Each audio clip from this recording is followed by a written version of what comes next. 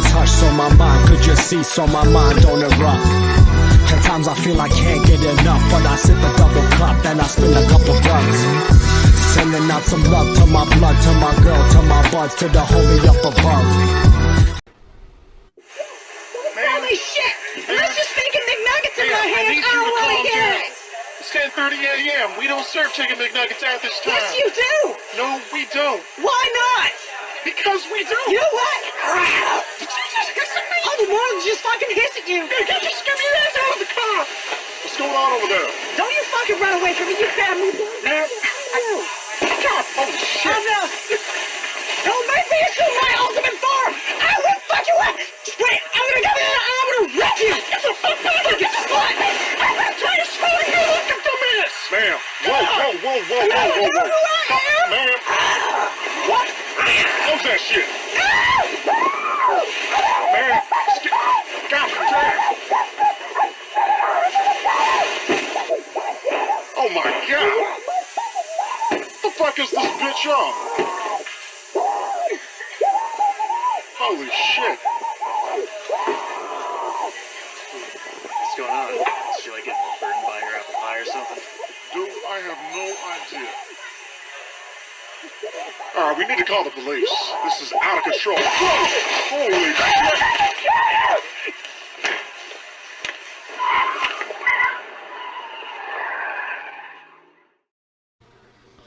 And there you go, folks. Oh, I'm sorry, Sarah. My bad. Go ahead. I apologize. There you go, folks. They're coming to your local McDonald's near you. Maybe even in Florida very recently. I don't know. But I think this is a ex-friend of Jeff's. But you never know. You just never know. You know, he's doing that $20 hooker thing. So, you know, they might have been mad and thought they were getting free chicken nuggets from McDonald's. I don't know. But anyways, folks, welcome to the MCU'S Bleeding Edge tonight. We are live Friday, July 14th, and going to be discussing the 1989 film UHF. That's right, folks. UHF. Yeah.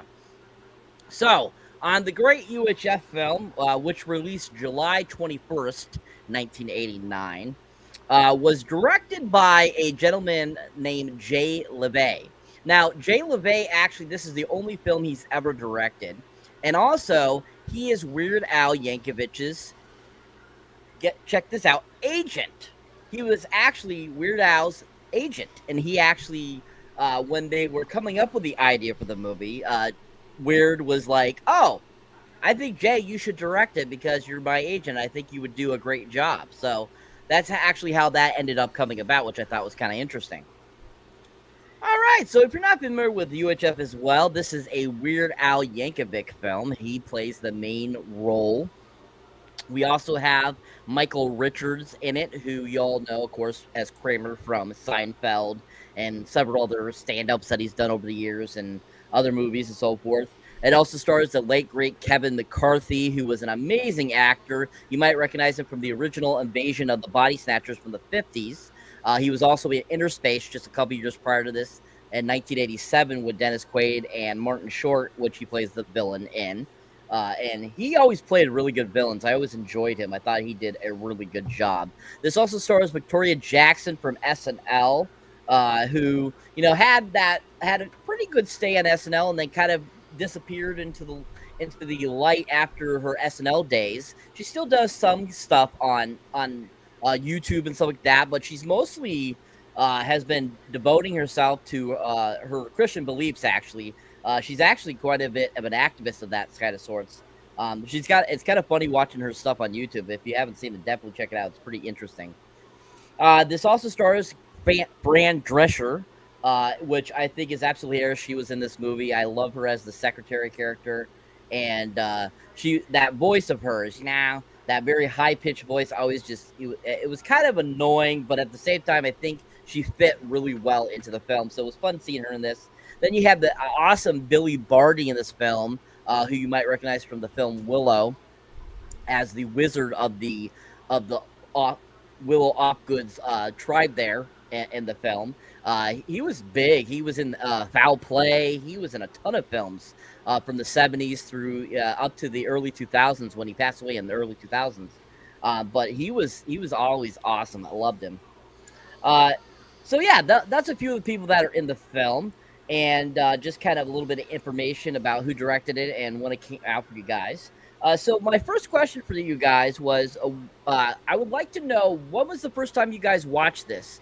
Do you remember the first time watching this, and what were your thoughts, your initial thoughts after your first watch of this film? I'll start with you, Alan. The first time I watched it was my nephews had it on Laserdisc, and I mean, you watch whatever you could get. You know, it was like all right, and I had no idea what I was getting into, and I enjoyed it. I thought it was real good. I thought it was, you know, it was funny. I mean, we watched it a bunch of times and quoted it all the time and stuff. It was a good movie. Excellent. How about you, Matt? Actually, surprisingly enough, I watched it at the exact same time Alan did for the first time with his nephews, and my buddies. Yeah, we used to watch this movie. I'm gonna say like once every 2 or 3 weeks, because again, we only had so many back then, and quoted it. I mean, we still quote it to this day. Mm-hmm. Now, when discs came out, I would say the late '90s or so, mid to late '90s, I would say. So, would you say that the first time you guys watched this, they have been a few years since it came out in theaters? Yeah. When did you say it came out? 89? Yeah. Yeah, that was. I don't think I was quite to the point where I knew who Weird Al was then, but I hadn't never really, you know, I liked his music at that point. I hadn't followed him into the big screen. No, had no idea he even made a movie until then. Awesome. All right. How about you, Jeff? When was the first time you saw it, UHF? Yeah, it may very well have been right around 89 or 90, right? I'd imagine probably if I'm thinking back to then. How long did it take before movies went on to HBO? Right, back in the day, right? Before they came out of the theater. Like over a year. Yeah, it was like usually over a year, yeah. All right, then it would have been 1990 then probably. Or 91 or whatever, right? Because like, you know, the minute that like something good would come on HBO, my dad would just automatically VHS record whatever the fuck it was. Like he was obsessed with that shit. You know what I'm saying? So like his VHS cassette fucking collection was massive, and I ate off that shit as a kid, right? Like, where do you think a lot of my raw shit came from? So you know what I'm saying? Like, you know, as when well documented, Cyber. Remember, my first HBO series I watched on my own was Oz. You know what I'm saying? So like, you know, which is, you know, honestly, I think it's a good. Oz is almost like a good intervention as a kid, like a reason not want to go to prison, right? So there's some fucking intense shit that goes on in there. But I watched it as a kid, and I thought it was funny as shit because that's one of the cool things I realized watching it now is that the humor plays with children. You know what I'm saying? Like, I was a child, right? And I thought this shit was funny as hell because it's like, Michael Richardson, his humor is like so, I guess, energetic and like, sort of like outlandish and like, you know, out there and whatnot in your face. And, but yet like, not like, but not irritating. You know what I mean? Like, you know, like it's very, you know, humorous and like tolerable. And as a child, like that shit's funny, right? I mean, the Weird Al shtick shit is funny at 9, right? Or like 8, at 10 or 10 or whatever, whatnot. Or like 43. You know. Yeah. No, I mean, so honestly, I probably laughed more as a kid watching it than I did watching it as a 40-year-old. Right? Since I'm making this sort of like, if you haven't noticed, Cyber, this is like my new thing where I always talk about on every review how I watched all these movies back when I was like 8 years old or 7 years old, and now I'm watching them now at 40. It's part of my midlife crisis, Matt. You know what I'm saying? Like, you know, I have to flush out this whole like I have to vocally flush out the word 40 as much as possible. Listen, it's a great contrast, but the movie is really entertaining. This is one where I don't see why like kids today wouldn't find this funny as shit. The humor plays as far as I'm concerned. What's not funny about this shit? The wheel of fish? Are you fucking kidding me? Come on. Very true, very true. I mean, it's a very funny film. I mean, I think I saw this film probably 4 or 5, maybe 6 years after it had come out in theaters. The first time I saw it, it was on DVD. I rented it from a movie store at the time, and when I was younger, I didn't get to the movies as often as I do now. But back during the late 80s, early 80s, and stuff like that, I mean, my parents would take me to the drive-in a lot, but it would have to be a movie they'd be interested in. So a lot of movies that came out that I was interested in, they weren't interested in. So I didn't really get to see them either till years later or several years when it finally came on VHS. So I mean, and how it was presented onto home video during those times was so different than it is today, where it's like 6-7 months after it comes out in theaters that we get it onto a physical media product. Whereas back then it could be a couple years sometimes that it took for something to get onto a home disc or a VHS or Betamax or laser disc or whatever you want to call you watched back then. And I remember I remember seeing the VHS for this film at the video store back in the day, but I never got around to checking it out until it came out on DVD.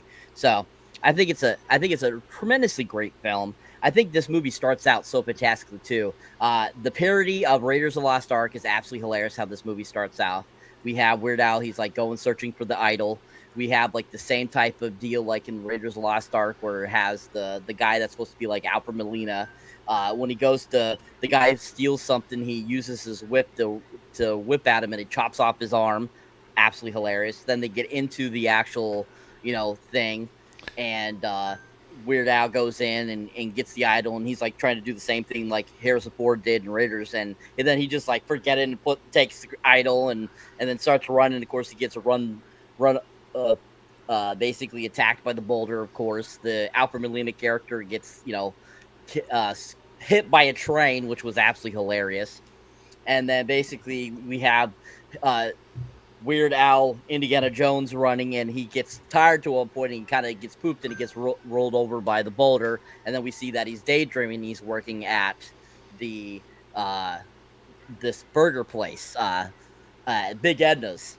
And basically we end up having him like finally be snapped out by his friend, and he's like cooking and stuff like that there, and he like starts telling his friend just how like Big Edna, and then all of a sudden Big Edna pops up, and then that's when they get fired and thrown out. Which that scene where they get thrown out and they're like flying for so long after she throws them up was super funny, because like why would it take that long to fall? It wouldn't. It just wouldn't. And so it just makes it super funny. So finally they end up going back home, and basically can you wait to show the clip?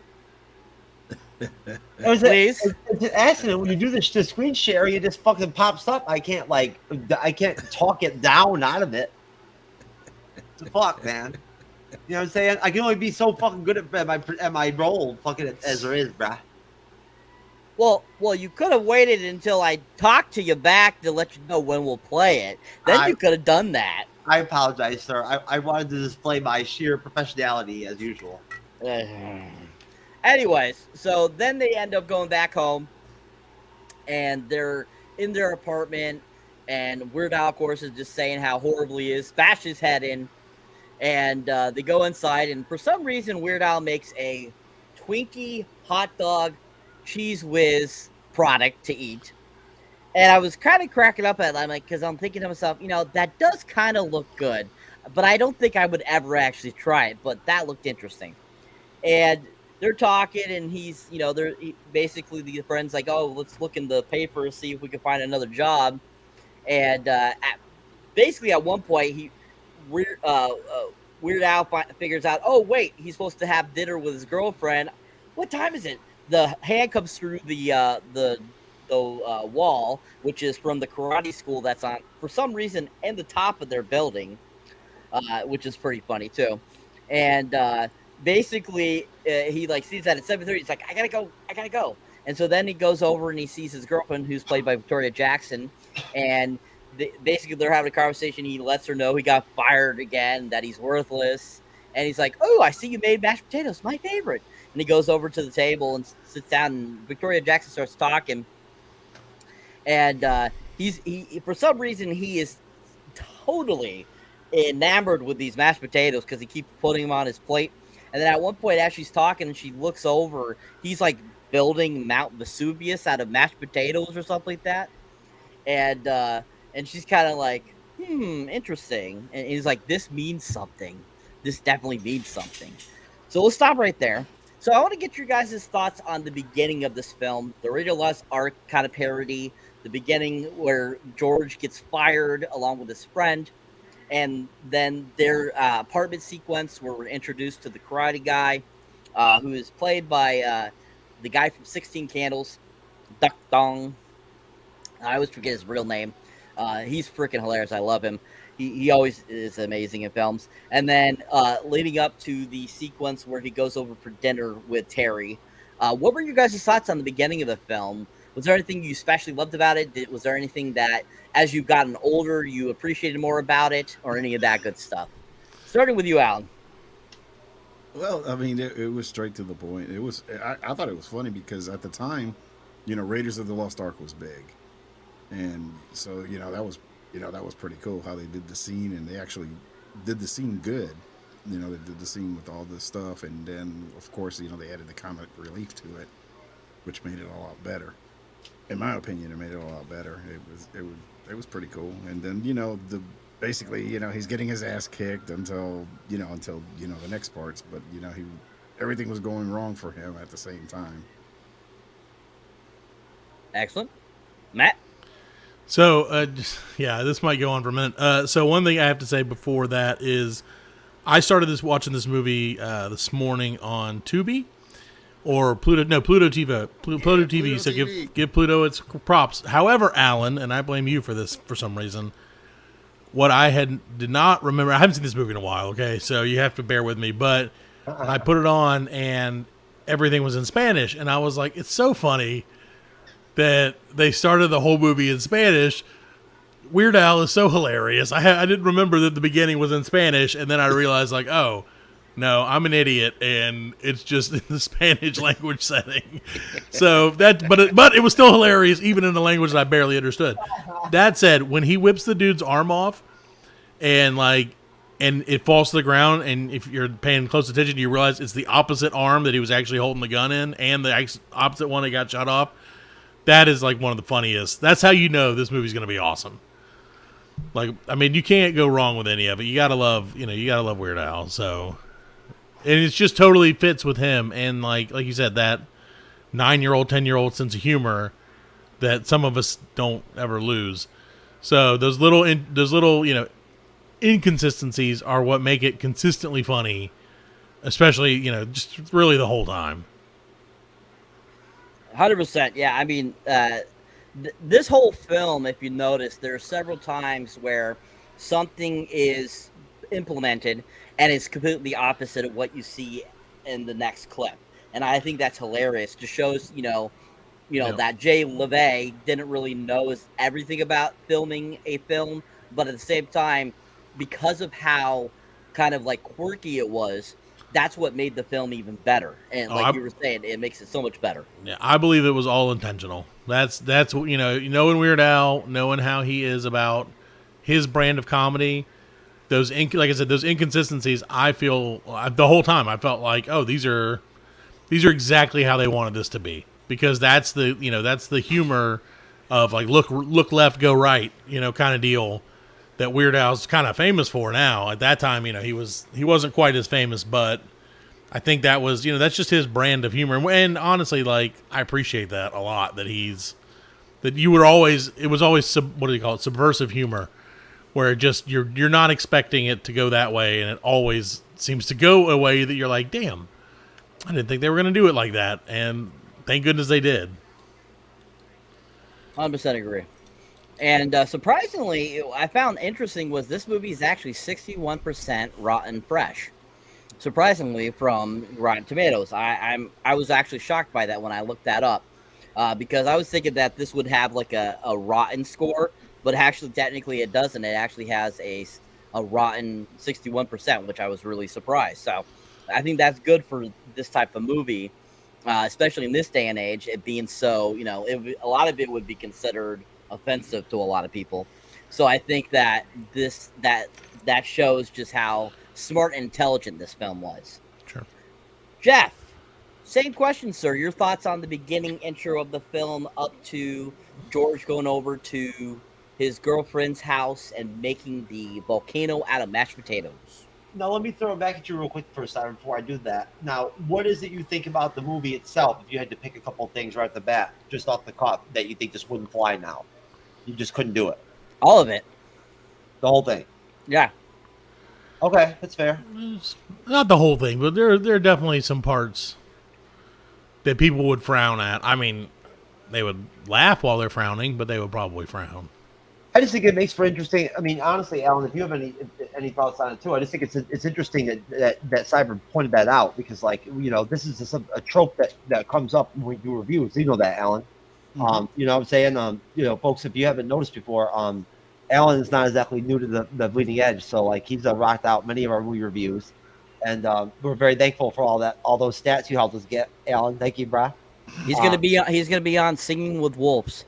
Yeah. Singing with Wolves, baby. I'm telling you, Matt. This motherfucker, I'm telling you, he's got some classics over here. He's everywhere, man. He was on Roomstone with us, Dance with the Wolf or whatever the fuck. Whatever the fuck it was called, I don't remember. Now he don't even drink. When he comes on. No, I can't. No, that's for the viewer's sake. Yes. Oh, that's funny. Anyways, but Cyber's right. Fran Drescher is fucking awesome. The female cast is fucking great. Victoria Jackson is fucking hilarious. Like, she's hilarious. Like, you know what I'm saying? And like, there's I don't know if this is a Weird Al thing. Like, this is just if this was just this also would be something you'd associate with his brand, but I guess you could almost kind of. I was talking to somebody about this movie the other day, and I was comparing it to we're comparing Froze, like Drew Froze with Howard Stern's movie Private Parts, right?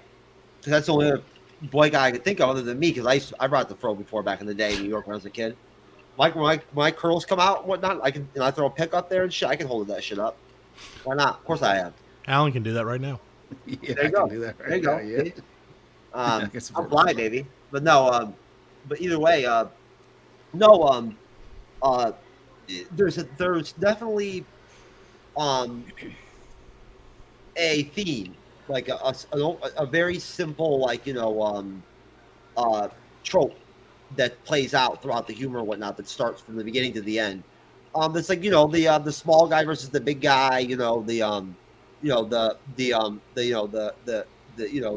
uncool guy gets the girl, whatnot, right? Kind of just vibe or whatever you want, however the fuck you want to call it, right? It's got that trope going, you know what I mean? Whatnot, and it works well too. It like services the film well as like a backbone, I think, right? And Fletcher, the actor that we were talking about in the studio, Cyber, that actor does a great job as like the quasi villain of the film, right? Like, he's funny too. Oh, you know what I mean? Yeah. Like, he's funny. Yeah. Even if he's an asshole, he's still funny, right? I mean, because it's a movie.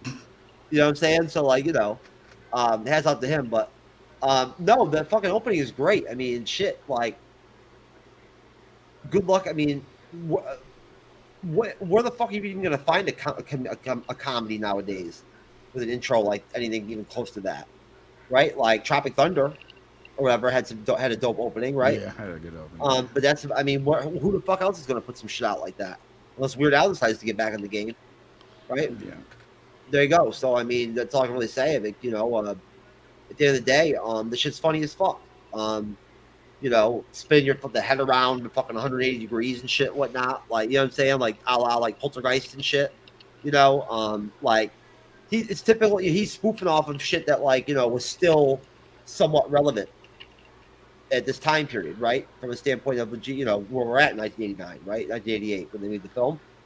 You think about what was popular then, what was still like, I mean, shit growing up in the 90s, like 70s and 60s rock was still like considered like, like it wasn't, really that oldies yet. You know what I mean? Like, you know what I'm saying? Like back then it was still like, like somewhat, you guys know what I'm saying? Yeah. Like with our parents and our families and whatnot, like that shit wasn't that old, really. You know what I'm saying? Like some of the music back then, stuff we all like.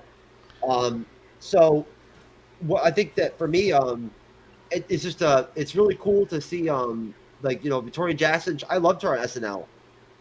But, so she doesn't get that much scene time in this movie. Really, like the opening is and the ending I think is probably the most you see her. So honestly, yeah, oh yeah, and Cyber when they get kicked out, they get fired, and they get tossed in the air and they fly in the air for like 4 seconds in the air and shit whatnot. Of course, that shit is fucking hilarious. And fucking Hootie, you're ever throwing people out of the fucking like windows and shit and whatnot, and being like, "They so stupid," all this shit and whatnot. You know what I'm saying? It's fucking hilarious, man. And I'll keep it there. All right. Excellent. Thank you. Yeah, just want to mention Trinidad Silva. He was a up-and-coming comedian that was getting a lot of traction. He was actually starting to be in a whole bunch of films during the late 80s. But unfortunately, during production of the film in 88, him and his wife and his new baby were in a car accident. They were hit by another vehicle, and unfortunately, he was killed. But thankfully, his daughter and his wife survived. But he unfortunately was killed in the accident.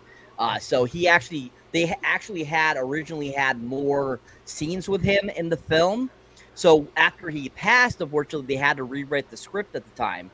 So a lot of the sequences that we see later on in the film were actually redesigned to bring in more of Michael Richards originally than what he was supposed to be originally. So there was supposed to be a lot more of that character Raul's Animal Kingdom in the film, but unfortunately because Trinidad died, they weren't able to do that. So I would have liked to see more of him because I think his sequence, that the 2 scenes he's in, were absolutely freaking hilarious. So yeah, they're fucking hilarious. He was great. He was a great comedian.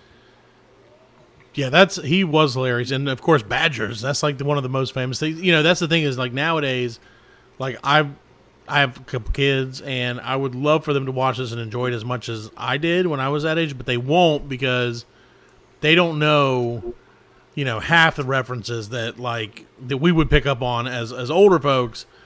And so it's one of those things where, like you said, there's so many. It's so jam packed full of references. It is exactly Weird Al's music translated into film, where it's all these subtle references, and just the subtlety of it is what makes it so great. Is that if you watch it, every time you watch it, you're going to pick up something new, and you're going to be like, oh, they spoofed that too. You know what I mean? Yeah. Oh yeah, no. I mean, if you link it all together, like, I mean, I'm sure that all of a lot of the heavy spoofs correlate heavily, like timing wise, with like something that was culturally popular. Oh, right? Yeah. Like, Conan, you know what I'm saying? Whatnot, right? When did the Arnold Conan films come out, right? Like, I mean, honestly, I love those fucking movies. Oh, shit, sorry, I gotta add those to the list too, man. We gotta do Conan, bro, at some point. They came out in the early 80s. Yeah, not the Red Sonja one, though. Fuck that. No, Red Sonja sucked. Yeah, that was I'm not watching that shit. I watched it because Arnold was in it, and it was like, fuck that shit. Fuck that. Horrible. I'm telling you right now, that's the worst. That was terrible. But no, but the first one is really fucking good. No, I was gonna say that I don't know, like with my daughter, I guess I see my daughter being something that might actually work with her. Like I could see this catching her attention, the humor and whatnot, and everything, because she likes comedy. She does. She watches stand-up comedy and shit and whatnot on Netflix and shit and whatnot. Like, that's the kind of stuff she likes. Besides MCU, So, of course, Cyber knows I spoon feed my kids with MCU. Yes, it's gotta be a heavily incorporated part of your diet, motherfucker. Yeah, most definitely.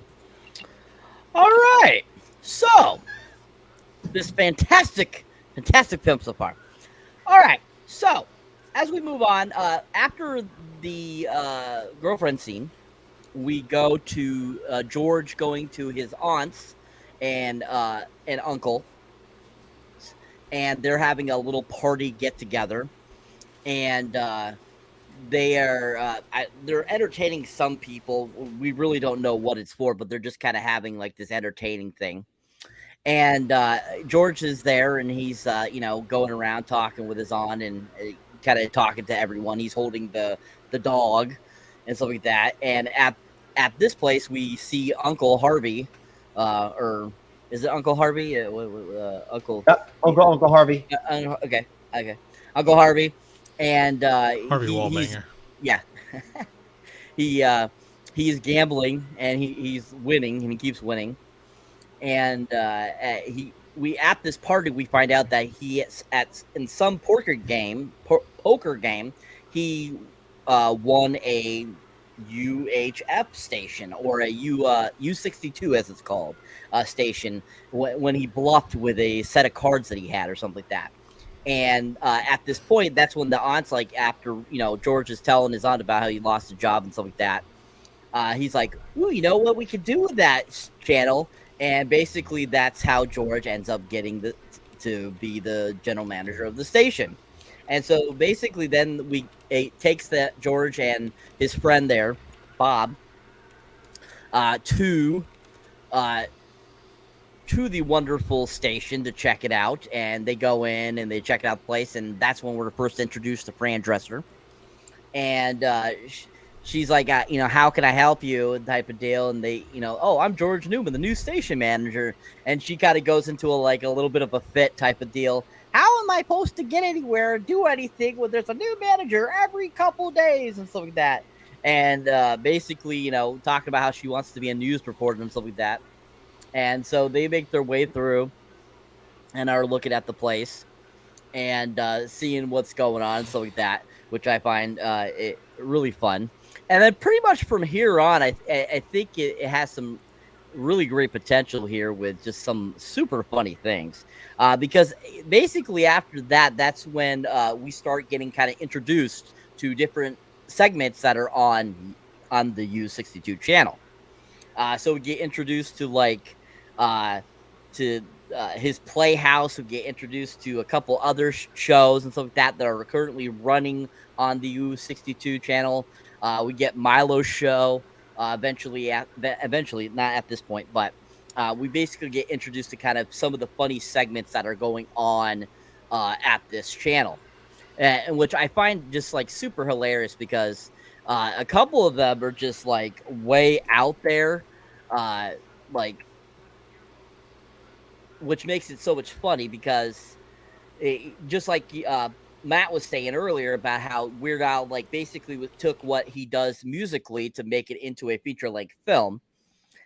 Basically, that's kind of what a lot of these, I felt, these shows that they came up with for the film were very much similar to that, parodies of things. Kind of like the scene you were talking about earlier, Jeff, about Wheel of Fish. Basically, it's a parody of Wheel of Fortune. So I think that a lot of these were super funny, how they come up with this stuff, and just are really entertaining.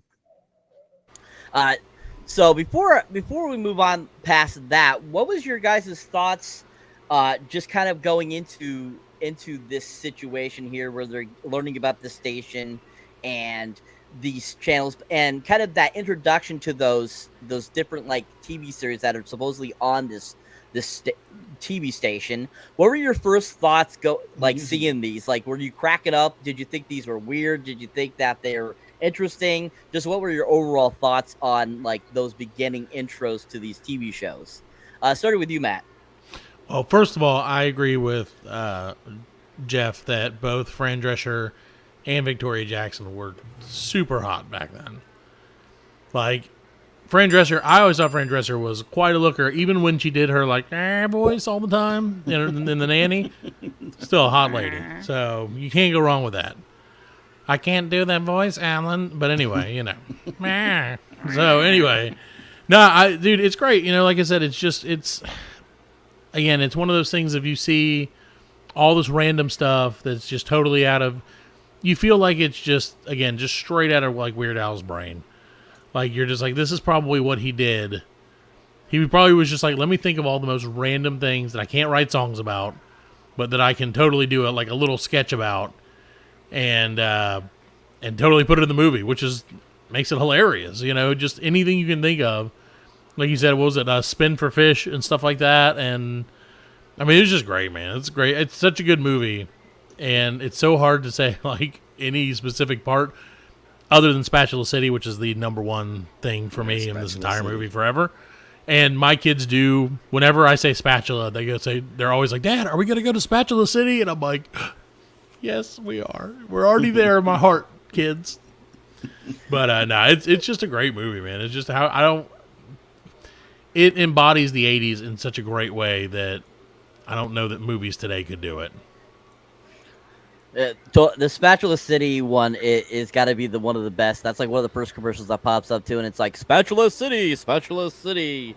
All right, kids, where are we going? Spatula City, which I felt was almost like a kind of a parody of the Brady Bunch a little bit there, when they're like, "Put on your Sunday best, kids. We're going to Sears." So it's like, I feel kind of a little bit of a parody of that a little bit. Yeah, that, and like you had like Kmart, Sky City, Walmart to an extent back then, and that's how those commercials, like, was it Belk's and Sears, stuff like that. That's how those commercials were. Like, we're okay, kids. It's we're after church. We're gonna go head to Belk's and get some clothes, and they're like, "Yeah, Dad, all right. I'm so excited," But for them to be like, "We're going to get new spatulas," and then like that level of excitement is just freaking hilarious. Totally. How about you, Alan? What are your thoughts on kind of those introduction there to those like TV shows and TV commercials that they came up with there right at the beginning of the film? They were awesome.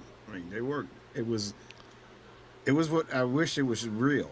I wish those. And then I like the way they did the commercials. Like, for example, Spatula City, they went to the grainy look. Like it was low budget. A low budget commercial. And they had the Spatula City. And when we watched it in surround. And when it would say Spatula City, it would come out through the rear speakers. So it was a big deal. It was like, oh shit, this movie's got surround sound in it. And I mean, all the commercials were good. And then the promos, like the promos for each show. It was like, they just give you a little snippet of it, but it was like, I'd watch that show. It was like, I'd watch, it was like, I'd watch monkeys fight if I could, I mean, they didn't have that, but, you would watch it, Totally. How about you, Jeff? What did you think about those kind of introduction TV show ads and, or just like ads that they put on? I think it's genius that Alan pointed out that like that they have those almost the VHS quality recording where they really even for that time period, like they drop the fucking the quality of the video, you know what I mean, like purposely to make it grainy and whatnot, to be like make it authentic, because like, you know what I'm saying, I remember growing up like with our satellite dish in upstate New York, right? That was massive. That thing was fucking huge, right? Like literally, dude, it was fucking massive. We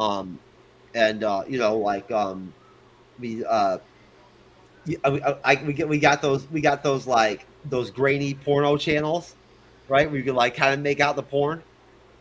It was like really grainy. You know what I'm saying? You had to like fucking tweak the shit or whatever, whatnot, to try to like get it to come in. You know what I mean? Or whatever.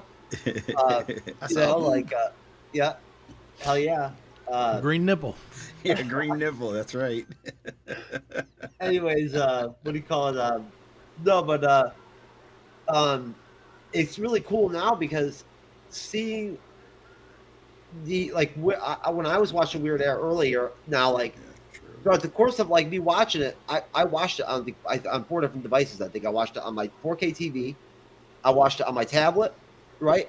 And I stopped watching it on my tablet because my freaking my $10 Walmart Bluetooth speaker deal that I use for everything and whatnot, to boost for my phones and whatnot when I listen to YouTube videos and shit. The battery died on it, right? So like the audio on my fucking my Android tablet sucks. You know what I'm saying? And then I use my cell phones after that, and like the fucking quality of the video, oh my god, like like how well they cleaned it up compared to like watching it back in the day. You know what I'm saying? Whatnot, right? Like whatever our standard quality of like whatever that was back then in like the fucking like early 90s or whatever. I don't even know what it would have been. It's 480. Yeah. Yeah. Okay. But I mean, no, like, that's genius, right? Because like it carries to now. You know what I mean, right? And I think that there is something about like I don't feel like I'm not gonna have my midlife crisis until I'm 46.75, right? Obviously. So you know what I'm saying? Like at that point, I'm embracing 40, right? By like making sure that I bang 40 chicks in the next like fucking 4 months. No, I'm just kidding. But you know, Gotta have goals, baby. there you go. But uh, no, but bottom line, you know, I feel one thing about getting older is I do hitting a milestone like 40 is that I do reflect more now. I'm like growing up, right? Like, I have kids too, Matt. You know what I'm saying? You know, I mean, like, you know, I like honestly, I don't talk about my relationship with my kids that much. 'Cause I'm not with them like you are every day, right? But I used to Sure. be like, you know, and I raised my daughter for the longest time. I know what that life's like, and I know what it's like being a father, and so I'm constantly trying to find shit to relate with my kids, to like, especially as they get older, just to get their fucking attention, man. You know what I'm saying? It's hard to talk to them, get them to talk to me. The more they get old, the more they don't want to fuck with you. That's just how it is, man. You know what I'm saying? Like they Yeah, don't. you're right about that. No, it's just how it, like that's how I it don't goes. know. My kids are fucking awesome. No, I talk to my kids are great too. Yeah, I'm, my kids. I talk to nah, my kids I every mean, don't day. get me wrong. Well, you know what? I over exaggerate it. You know what I'm saying? I mean, I talked to Isabella earlier today before the show. Whatnot. I'm flying. I'm driving to Ocala tomorrow. She moved down here for college. Nice. Yep, she's like 2.5 hours away. So I'm Nice. gonna go up there for the weekend. That's good. But no, I do like reviewing these movies. I love especially like when Cyber picks stuff like this that's from like '89, right? Or that's from the the early '80s or something, right? Where or something from the '90s, because it does bring me back and relate and bring me back to to where I was at back then. You know what I mean? Whatnot, and where I was at when I saw the films, right? You know, like I'm looking forward to doing 7 next week, right? Because it's going to be when 7 came out, was like a really interesting, exciting kind of part of my like childhood. Like I had a lot going on, right? It was I can remember it. But plus it's a dope ass movie. But a little advertisement there, folks. But no, basically the shit's funny as hell. I mean, the only thing I can compare to it is like the Rick and Morty shit, where they where Rick plays the interdimensional TV or whatever the fuck it is, cable or whatever that he does, whatever whatnot.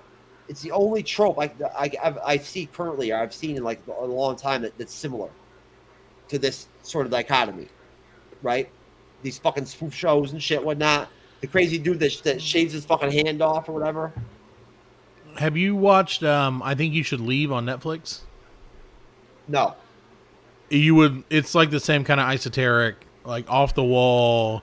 You'd never know what's going to happen, but it keeps popping. Like things just keep happening, and you're just like, what the fuck am I watching right now? You would love it, Jeff. It's hilarious. It's a sketch comedy show, but it's right in the same vein as, like you said, Intergalactic TV, UHF. It's just off the wall comedy that you just don't expect it, and when you're watching it, it's one of those where you have to kind of go back and watch it again because you're like, wait, what the hell did I just see? What is it called? It's called I Think You Should Leave. It's on Netflix. There's 3 seasons of it. That's I'll put it in the chat. I Think You Should Leave with Tim Robinson. I got it. Very funny. Yeah, I'll check it out. Why not? Fuck it. You know, and going back to talking about the grainy part of it, and I think now we don't understand it. UHF channels at the time were like AM channels. Right. It was AM basically. It was lower quality. I think we had like 2 UHF channels in Puerto Rico, and it was crap. I mean, we'd watch it when we got drunk and watch Life Collector or something. But Yeah, because it was like public access. I mean, it was like the shittier TV. It was the crappy TV. That's why the dude, I can't think of his name, but the bad guy the whole time is like, we're getting beat by a UHF channel. Who cares? Like, they're not even real. Mm-hmm. Because it really was. It was just like, oh, that's just the random BS that comes on. It's public access essentially. That's Fletcher. R.J. Fletcher. That's Kevin McCarthy as R.J. Fletcher, Right. the owner Yeah. of Channel 8 and the film's main antagonist. yeah, He was awesome. He was. I mean, he was A great villain. He was my favorite character, actually. Oh yeah, no, the film doesn't work without him, right? Mm-hmm. You know what I'm saying? It definitely doesn't, right? You know what I mean? Like you got to have the antagonist and the protagonist and whatnot, that dynamic and whatnot, right? And everything and whatnot. He fulfilled his role completely, without question. I felt like from a lot of the film and whatnot, right? Like I thought there were the overall like Weird Al acted pretty well too, right? I mean, did he even have any acting experience before he did this? Well, yeah, music videos. That's right. Yeah. Because his first album came out in '83, so I mean he's been in the business almost 40 years. So Yeah, that's true. Yeah, no, I know that. I forget who it was, but somebody was telling me the other day that didn't Daniel Radcliffe play him in some kind of movie about him? Yeah, in the Weird Al movie. Yeah, he was also in Naked Gun. Weird Al was. Oh, that's right, he was too. He was also in an Adam Sandler film too. Yeah, I actually Sandy saw him. Wexler. Pardon me. Yeah, I watched something the other night with him in it too, and I was like, "Holy shit!" There's Weird Al. I can't remember what it was though, but it was great. Yep. All right, I'm gonna go ahead and pull this up, Cyber. Yep. I'm gonna take my Adderall really quick before I fucking forget. I'll be up all night, baby. Can't have that. All right, folks. So we're gonna show you clips from the film to kind of get you into the spirit of what we're in the spirit of it.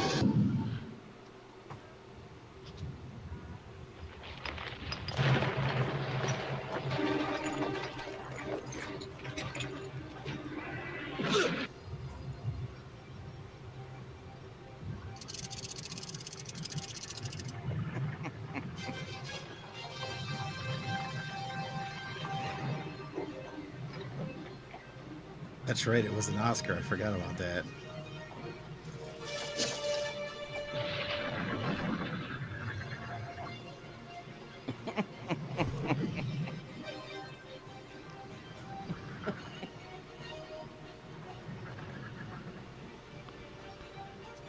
Through traffic. And then it turns. Great, one of the greatest transitions in film history coming up right here. Yep.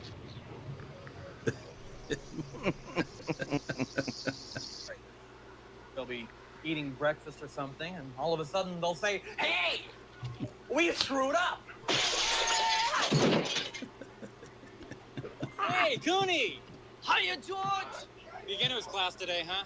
God, this is so stupid!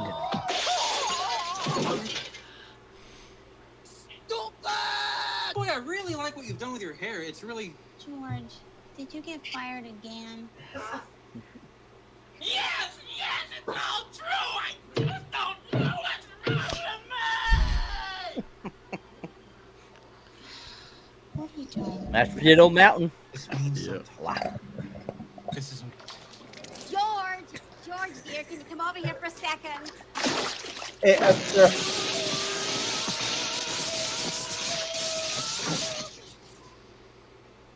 Does this look like a number 2 pencil? Number 2 pencil! You thought? I don't pay you to think. But Dad... Shut up! I looked all over. I don't see a Noodles McIntyre. Macintosh! Billy Billy Barty. Oh yeah, this guy was a famous comedian too. That was like Emo Phillips. Yep. This shit is absolutely fucking hilarious, dude.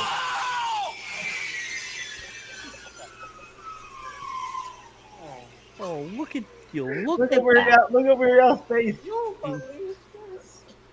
Oh, will you look at that? Just call me Mr. Butterfingers. Well, let's walk on over and see who's in our kitty corner. Hi, what's your name? Billy. Billy what? Gun control is for wimps and commies. Listen, let's get one thing straight. Guns don't kill people. Kill people. I do. I do. Yeah, his face. Later used in Happy Gilmore. Okay, kids, where you want to go? Stanley Spigowski's Clubhouse!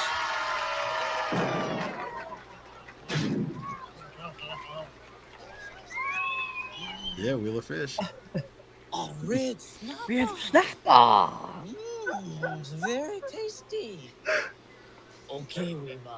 Listen carefully. Right, Weaver. You can hold Weaver. on to your red snapper, or you can go for what's in the box that The Neil-san is bringing down the aisle right now. What's it gonna be? This guy's so hilarious, dude.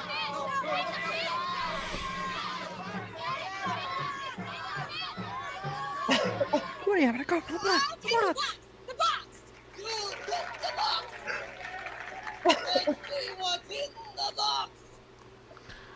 Nothing. Nothing. Absolutely nothing. Stupid. Stupid. This is my ant farm. Now, ants are amazing.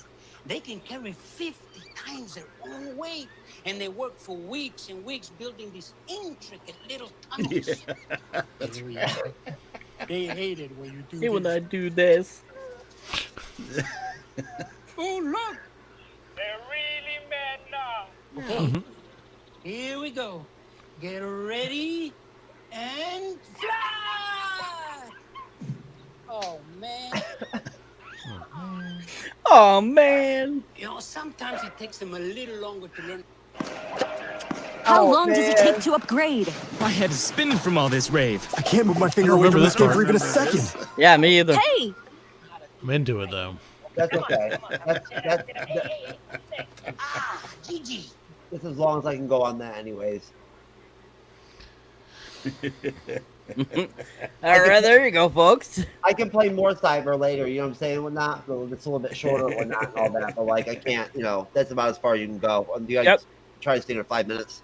Yep. All right, folks. So there was a little gander into what we're talking about there for you guys. So just to kind of give you a nice little refresher, great film, really funny. So as we were talking there, so like I said, we basically get introduced to those different shows. That they do have already going on the channel, not the ones that George ends up coming up with his friend Bob. But basically, we end up, after that, we transition to that sequence we just saw in that video footage we're watching, where RJ Fletcher is yelling at his son, "Does this look like a number 2 pencil?" And basically, we go to his office, and he's talking to them about, you know, what's going on with things, and he's yelling at him about the pencil. And then he starts to talk about this particular report that he's looking for, and he's not seeing it anywhere. And he's like, "Did you leave that report here?" And, you know, starts, you know, suggesting the guy didn't, you know, actually like put it on his desk and stuff like that, because the guy said he put it on his desk last night and stuff like that. It's like, oh, he's like, I know what. It must have been the janitor. Call the janitor in here. And so that's when we're first introduced to Stanley Spadowski, a.k.a. Mr. Michael Richards. And he, of course, comes in and he's like, "Do you see a report on this desk, sir?" And he's like, "No." And, you know, basically he's, you know, RJ Fletcher's blaming him for him not finding the report, and basically ends up firing him. And so after he gets fired, he sits down in his chair and then notices that he's sitting on something, pulls it up, and it's that report that he was looking for. "Hey, look, it's the report I was looking for." And he starts laughing. They all start laughing, which was really funny. So then that's, you know, we go back to the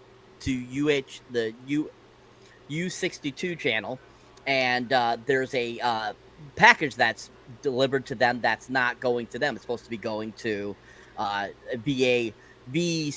whatever the RJ Fletcher's channel is, number 8. Whatever it's called, BHF 8, I think it's called, or something like that, which I thought was kind of funny. But anyway, so they're like, oh, he's like, Fran Drescher notices it, and it's like, oh, I'll just send it back on the next, you know, thing. And no, Weird Al's like, oh, no, I'll take it back myself. It'll be a good chance to get to know the competition. So after that, he ends up going over to Channel 8 and to return the package. He walks in.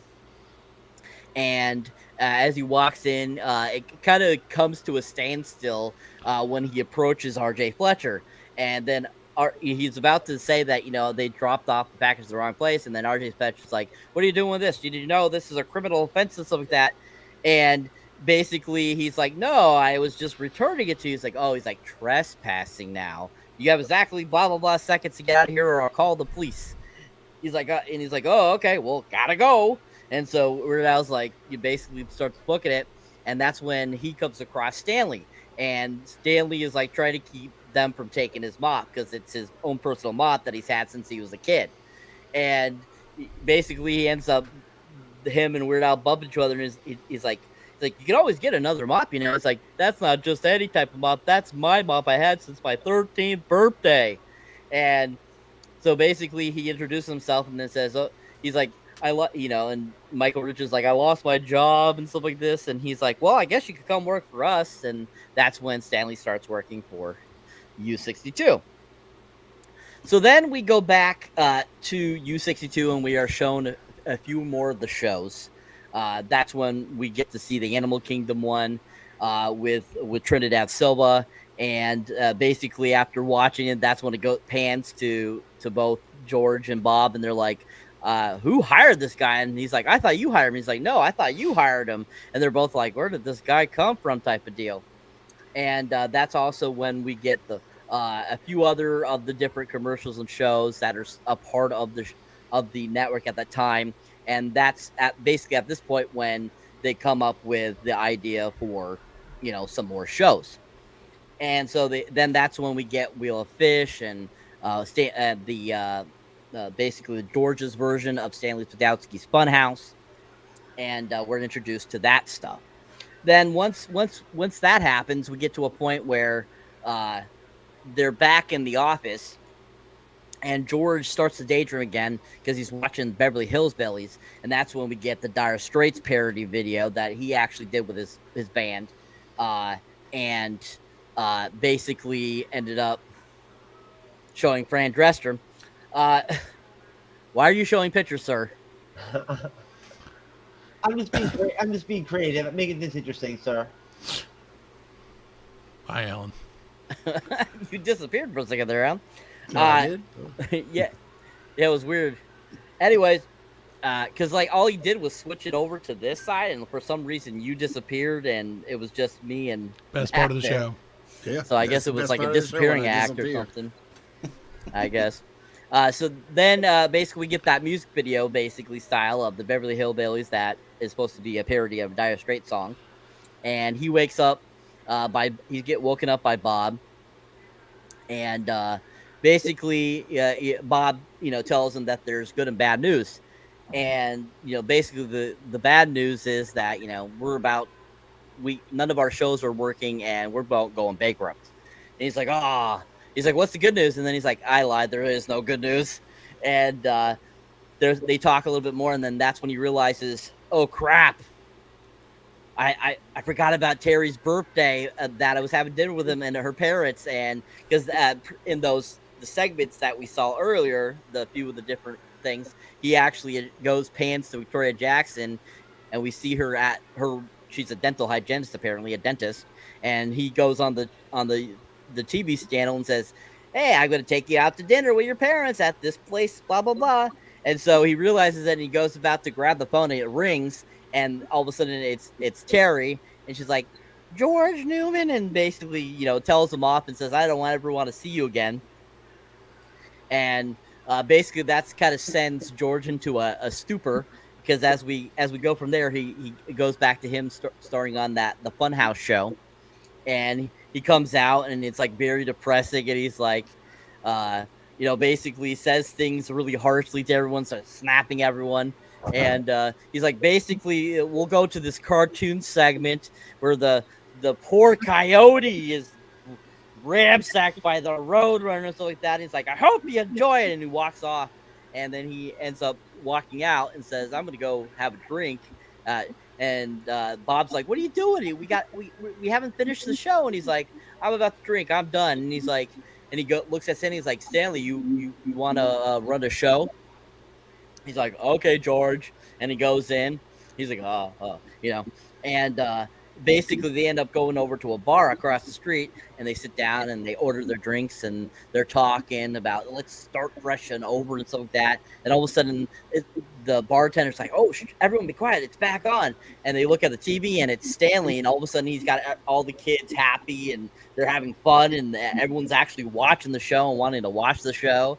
And George and Bob are like, huh? And so they run back over, And by the time they get back over, the show is over, and Stanley comes out, and he's like, "Done with the show, George." And he's like, Stanley, would you like to do that show every day? He's like, yeah, I would like that. And then he's like, but what about the janitor work? And like, you can do that too if you like. And he's like, okay, you got a deal. And basically agrees to be a janitor and do the show, which I thought was super hilarious. So we'll stop right there. What was everyone's thought on that little section of the film? What did you think about those like TV shows they came up with? What did you think about Stanley taking over for the first time? What did you think about the Dire Straits video? What was your overall thoughts on that little section of the film? Starting with you, Mr. Jeff, this time. Well, of course, the Dire Straits thing is really cool. Like, I mean,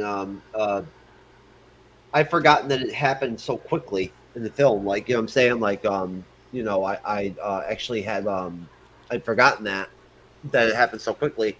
But no, it's a really cool scene. It's a good song. You know what I mean? And honestly, it's you know, again, it's like it's a totally feel good movie. I mean, you know, it's unfortunate sometimes because I do like comedy. Like I do. Like I mean, you know, I enjoy a decent comedy. Like it just depends. Even when I was younger, of course, I've always been leaned more heavily towards like the Chris Rock and like the Dave Chappelle stand up and shit and whatnot. Like even when I was younger, you know what I mean? Like, you know, the Eddie Murphy, even back in the 80s, you know what I'm saying? Like, you know, like the real raw, like that's what I've always been attracted to, with, you know, like with humor. But I like Seinfeld and shit like that too. Like, you know, I get that kind of humor too and whatnot. You know, I love Seinfeld. You know, I'll tell you, watching this stuff makes me like want to like start making some content that has to do with like the 90s and the 80s and shit like that, you know, like just correlating off of like the decades and shit and whatnot, right? That's sort of the inspiration that I draw when I watch like stuff like UHF. And like again, you know, the connective tissue that, you know, watching UHF for me is like a lot of these movies for me is the fact that, again, I think I watched this with my dad. You know what I'm saying? Like, you know what I mean? Like, you know, like I did. Right. So like, you know, that's cool that like I watched it with my dad. You know, that, you know, like I, you know, I mean, I certainly like, I mean, I honestly, I don't give a fuck what people think about the way I parent. Like, I'd never like if the opportunity to play UHF in front of one of my kids when they were like 9 years old or whatever had ever popped up, I wouldn't even have hesitated. You know what I'm saying? Like, you know what I mean? Like, I don't, you know, like, I mean, you know, you guys know how I hold it down. My kids are, I'm pretty fucking raw even around my kids at times. So like, you know what I'm saying? Like, you know, I mean, they know what's up. Right. I raised Isabella for a long time by myself, man. Believe me. She's seen a lot of hoes fucking doing the Daredevil walk of shame and shit and whatnot, like in the She-Hulk series. You feel me? Like, you know, after I got done taking that shit apart. But either way, that's for another story. No, the whole scope of the station itself. The friggin' what is the guy's name? Philo. That is like the scientist guy or whatever that we meet right off the bat too. You know, what Milo. I mean? Milo, right? That like you know, he ends up what does he become, like the director or something like, what is it? I mean, and he has his own show or something like that or whatever, or what's his deal? Well, he's the station. He does like all the repairs and stuff around the station and keeps things running. Okay, all right, yeah. He's kind of like the maintenance guy. He's a trip. He's definitely a trip. And this is when you first get the Stanley Sadowski Clubhouse fucking show and shit and whatnot, everything, right? And that shit's hilarious. It really is. I mean, I really want some UHF swag. I do. Like, I'd love to have like a UHF hat or like t-shirt or something like that. But yeah, that's pretty much all I got to say. Again, you know, there's nothing I would individually single out of all the different shows, the different premises, the different advertisements that they dropping thing, whatnot. But you know, we haven't gotten to some of the really funny ones I really like. But the did we get to the part where George like goes into like to do the show with the kids and he's like depressed and shit and crying and shit? So right after he got broken up with, that's what he was saying. Yeah. I'm sorry. I just wanted to say the last thing I wanted to say was that shit was hilarious. When he's like out there crying and talking about killing himself and shit, everything whatnot, everything. The kids are sad. What'd you think about the introduction to Stanley at Channel 8 with R.J. Fletcher and his son and everything? Oh my god, it's hilarious. The whole fucking like concept that like the mop is like some kind of, it's like Thor's hammer. You know what I mean? Or whatever, right? You know what I'm saying? Like, you know, like the mop is some major like part of his life and all this shit, whatnot, all this shit and everything. And somehow like the day that he puts him like he just like and Weird Al like you know like cries like bitches out because he's like he's all like broke dick or whatever like, over his girlfriend and shit without bummed out. He lets Stanley take over for the show and like all their ratings suddenly skyrocket because of this doofus and shit and whatnot. Everything is funny as shit, man. It's hilarious. Awesome. Thank you, sir. Alan, same question. What did you think about that sequence of the film, including the introduction to Stanley and all that kind of good stuff? Well, that sequence is what makes the movie. Because when they introduce Stanley, they introduce, you know, the villain, you know, and he's a major douchebag, and then his kid's a major wimp. And, you know, and Stanley's just the janitor. And then they go from, when they do the Dire Straits video, after that, the movie just kicks off. You know, that was because they start to do the video and, he's depressed and all that. And honestly, that sequence when George was depressed and all that, I didn't think that was that funny. But it had to lead in for Stanley to come in. And then when Stanley come in and then he just started doing his shit, it just made it better. But that sequence right there, I mean, all the other stuff was good, but when that sequence kicked in, that made the movie. That's when all the problems started, because they introduce you to the villain, they introduce you to that person, and you know, and then it all just like fits in together, and then it just from there it continues on, and then that's where the struggle starts for George. You know, all that after that, which is, I mean, it's not really a struggle. It's basically, I mean, it's a Hollywood movie. It's A and B. But yeah, I thought that sequence was good because it led to everything else. That's why I thought it was good, you know. But like I said, the depression part. See, Weird Al Yankovic is a happy person, so when he acts depressed, it's not believable. You know, it's like, all right, you know, he kind of, and the overacting was kind of cool. I mean, personally, you know, I like overacting sometimes. You know, when people stare and go, they're like, oh, hey, it's me. You know, I like that. So, yeah.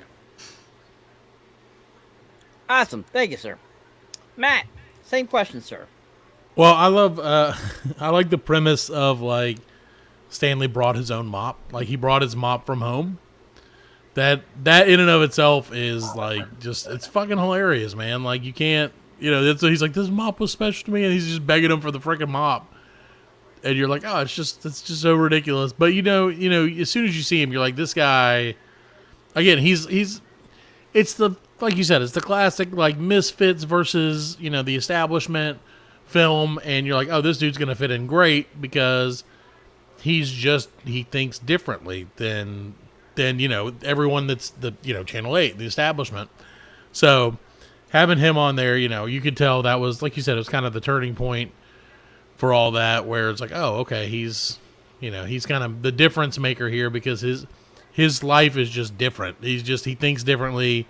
He's bringing people, like, people are looking at stuff in ways that they never have before thanks to him, you know. So very, very excellent. He's probably one of my favorite characters from the movie for sure. Mm-hmm. Yeah. And that's right. And his mic is off. Review is Cyber. So, all right. Well, I'll translate for him. Oh, damn it. You try to do that, Alan. You try to do that. Anyways, yeah, I totally agree with you there. Michael Richards, I think, is a comedy genius in this film. I mean, I know he's played kind of these characters, majority of his career, he's played characters very similar to this.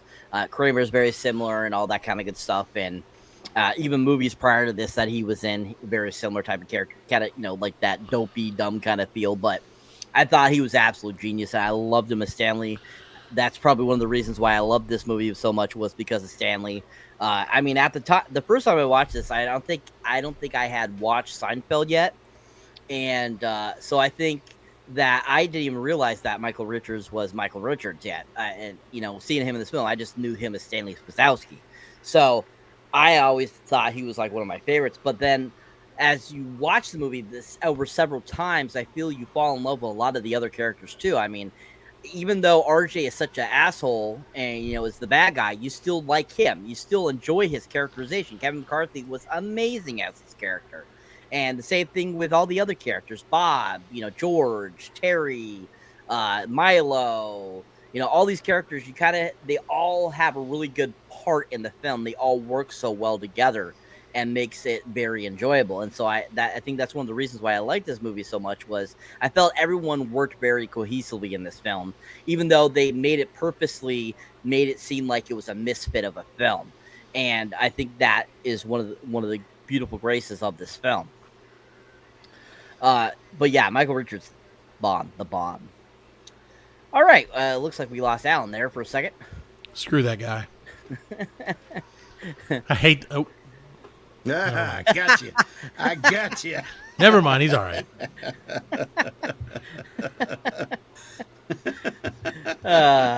We love you, Alan. We love you. Don't listen to Matt. Hey, he doesn't speak for all of us, you son of a bitch. Man, my dog's got a hold of my internet again. All right. Now, one thing I will say real quick before we move on, and to Jeff's point earlier of like not being afraid to show this to like a 9-year-old kid and stuff like that. That's actually one of the things about the movie that I think is so endearing, is that it's funny and it's off the wall and it's like spastic and it's all these things, but what it's not is like dirty or like inappropriate. No. There are stereotypes and stuff like that again probably wouldn't fly today, but overall, like, it's not a bad movie. There's not a lot of curse words. There's not a lot of, like I said, sexual stuff or anything like that. It's very much just like, it's a movie. It's almost like a kid's movie. It's basically if a kid ran a freaking channel, this is what it would be. And like I said, same thing. I have no problem. I would have no problem at all showing this to my kids. Alan's brother, whose house we watched this at, was very, very staunchly against, like, inappropriateness in movies and stuff like that.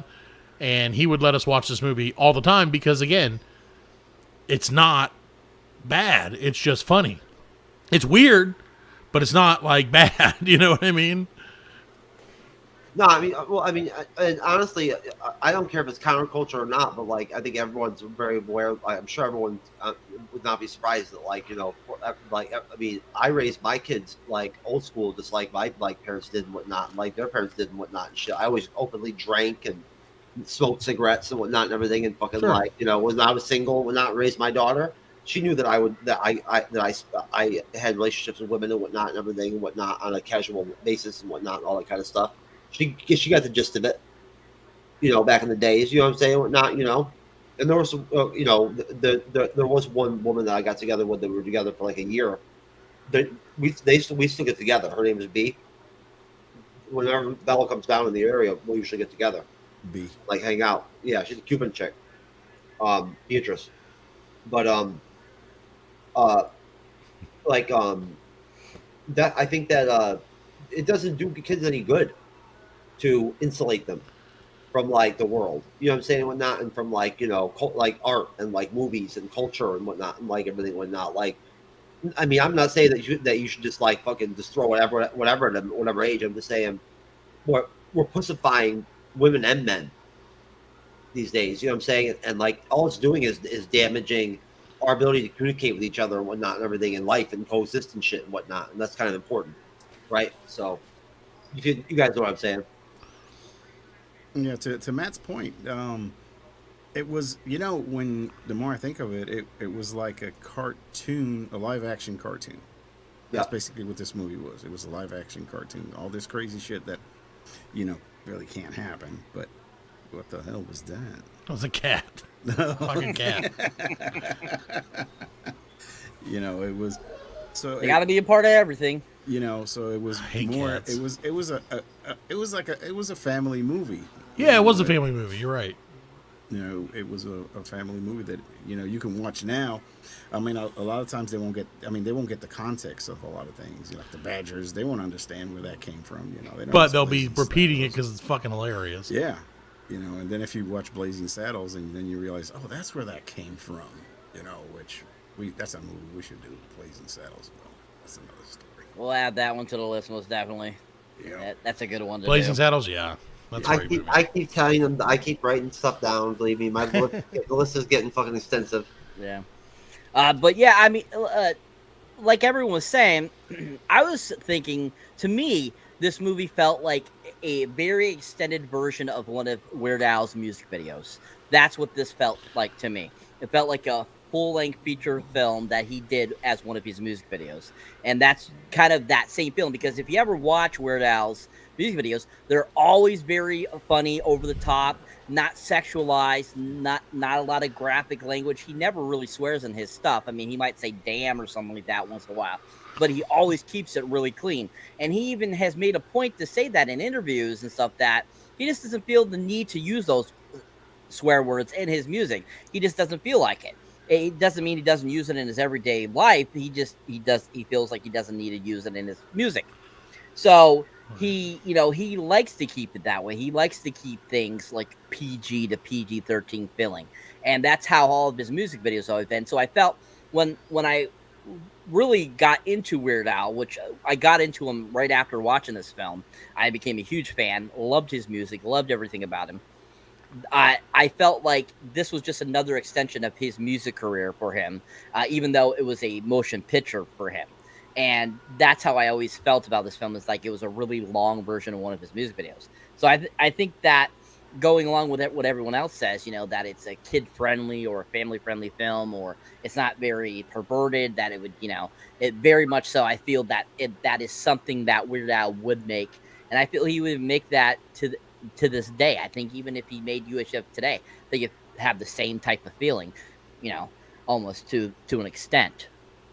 It's actually funny. I don't know if anybody has seen this, but he put out like a tweet or something like that, or a message like a couple weeks ago saying he's no longer going to go by Weird Al. He's just going to be Normal Al. He's not going to be weird anymore. He's just going to be normal. He's going to call himself Normal Al.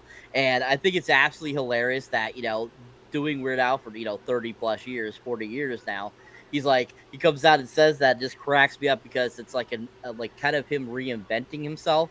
So if he actually does go through with this, like it's not just some kind of like joke he was doing, I think that'll be hilarious if we all of a sudden start seeing like him putting out music or putting out anything, and it says Normal Al. I think it's gonna be funny as hell. I think that was clever by his part. Well, and that was also brought up, if you watch the Weird Al movie, we were talking about earlier, where Daniel Radcliffe, they kind of go into all that, like how he became Weird Al and all this other stuff, which is, again, a really good movie. Yes. Yeah. But, well, no, and it was, like you said, to the thing about the video earlier, that was like kind of like, you felt like that, like Weird Al had been sitting on the Dire Straits parody and like just couldn't get it on any of his albums, just wasn't able to quite find the spot for it in his music career. So he was like, you know what, it's a perfect place for it. Like my stream of consciousness movie, we can just throw it in there, and it's like its own, like, and you said, it's like its own thing in the movie. It's a non sequitur. There's nothing really before it, there's nothing really after that has to do with it. It's just like, here's this music video in the middle of the movie. Enjoy. Yeah. Yep. And it was awesome. Yeah, it was. It was the highest, probably the most budget of the whole movie was spent on that. Probably, yeah. And thank you for bringing that up there, Jeff. I felt that $5 million for this film in 1988 being filmed in 1988, coming out in 89. I felt that was an extremely high budget for a late 80s film, because I feel a lot of the films around that time were around the 1 to 2 million mark. I didn't feel you saw a lot of films that were 5 million unless they were huge blockbuster type of films. So I think that was interesting that this movie cost 5 million to get, but at the same time, they had a lot of high profile actors and comedians in this film. So I can understand why it cost that much. You know, Fran Drescher, Billy Barty, Michael Richards, Kevin McCarthy, those are all already well-established actors at the time. So Trinidad Silva becoming super popular at that time too. I'm sure all that kind of built up the budget too, I felt. Well, and you also got to think, I mean, all those parodies, that's every parody has its own set. Every parody has to have its own production. You know what I mean? Like, every sketch is its own, like, miniature part of the movie. So, I mean, when you're doing, you know, scene changes or what costs money, you know, like I said, scenery, having different actors, all that stuff is what runs up the budget. Matt, I didn't even think about the fact that he was playing Kramer already on Seinfeld at that point. I forgot about that. Like, Seinfeld started. Was he? I don't even know when Seinfeld started. Seinfeld started. Didn't Seinfeld start in the late 80s? No. Well, technically, early 90s, wasn't it? The pilot started in 89. They did 3 episodes in 89, and then the rest were 90. Yep, 89. Yeah. So, I mean, technically, when he filmed this, which was 88, he hadn't done Kramer yet. But by the time this came out, he was playing Kramer. Yeah, right. That's what I thought. Yeah. Yeah. So and I think that what was the budget for Bloodsport? Remember, Cyber? No. $1 billion. $18. $1 billion. 1.5 million. John Claude made $10,000 for that shit. Yeah, 1.5 million was. They said it went anywhere from 1.5 to 2.3 million to make Bloodsport, and it grossed 50 mil. Yes, money well spent. Survive. Yeah, they probably spent $3 million on the soundtrack alone. Right. Probably, most definitely. Yeah, 100%. All right. So after the success of Stanley Spadowski's Clubhouse, that's when they decide to bring out a few more shows, and that's when we get, of course, that's when we officially get Wheel of Fish. We get the Milo Show. We get we see Fran Drescher now being a reporter, and she's reporting the news for them on the U62 channel. Then we also see a few other kind of cool, like, other shows that they had come up with that were super funny. We have a brief small part where it shows Trinidad Silva as Raul accepting the animals, and basically that's when the badger sequence comes up. Badgers? We don't need no sticking badgers. Yeah, and making fun of that, the Blazing Saddles thing. And then all of a sudden, when they start getting popular, that's when it starts to basically kind of catch at Channel 8. A few of the other people are telling RJ, hey, U62 is starting to make some success and stuff like that. And we have that kind of brief sequence where that guy tells him, and he's got the mustache and that hat on. And he's like, take off that ridiculous thing. And he pulls off his mustache instead of the hat, because that's what he was talking about, the hat, not the mustache. And he's like, hilarious. Yep. And so he's like thinking to himself, he's like, he's like, so they're starting to make progress. And he's kind of like, that's a UHF channel. We don't care about the UHF. We're a network affiliate. We don't have to worry about that. But then as things start to progress more and they start getting more popular, especially because of Stanley Spadowski's Funhouse, that being their biggest success, we kind of go to a sequence where George and Bob are talking, and Bob's like, hey, if we have a few more, shows like Stanley's, we will, we can start making actually a good profit. And so that we also find out that's when George is now doing his Town Talk show, and we have those kind of funny, silly things with like the Satanist and lesbian Nazi hookers from Mars and shit, yeah. And we have like that advertisement. We have the advertisement for Gandhi 2, which was absolutely freaking hilarious. And actually, the guy that played Gandhi in that's actually Jay Levy, the director that played Gandhi in that sequence. And he drives a Ferrari. Yep. That was absolutely hilarious.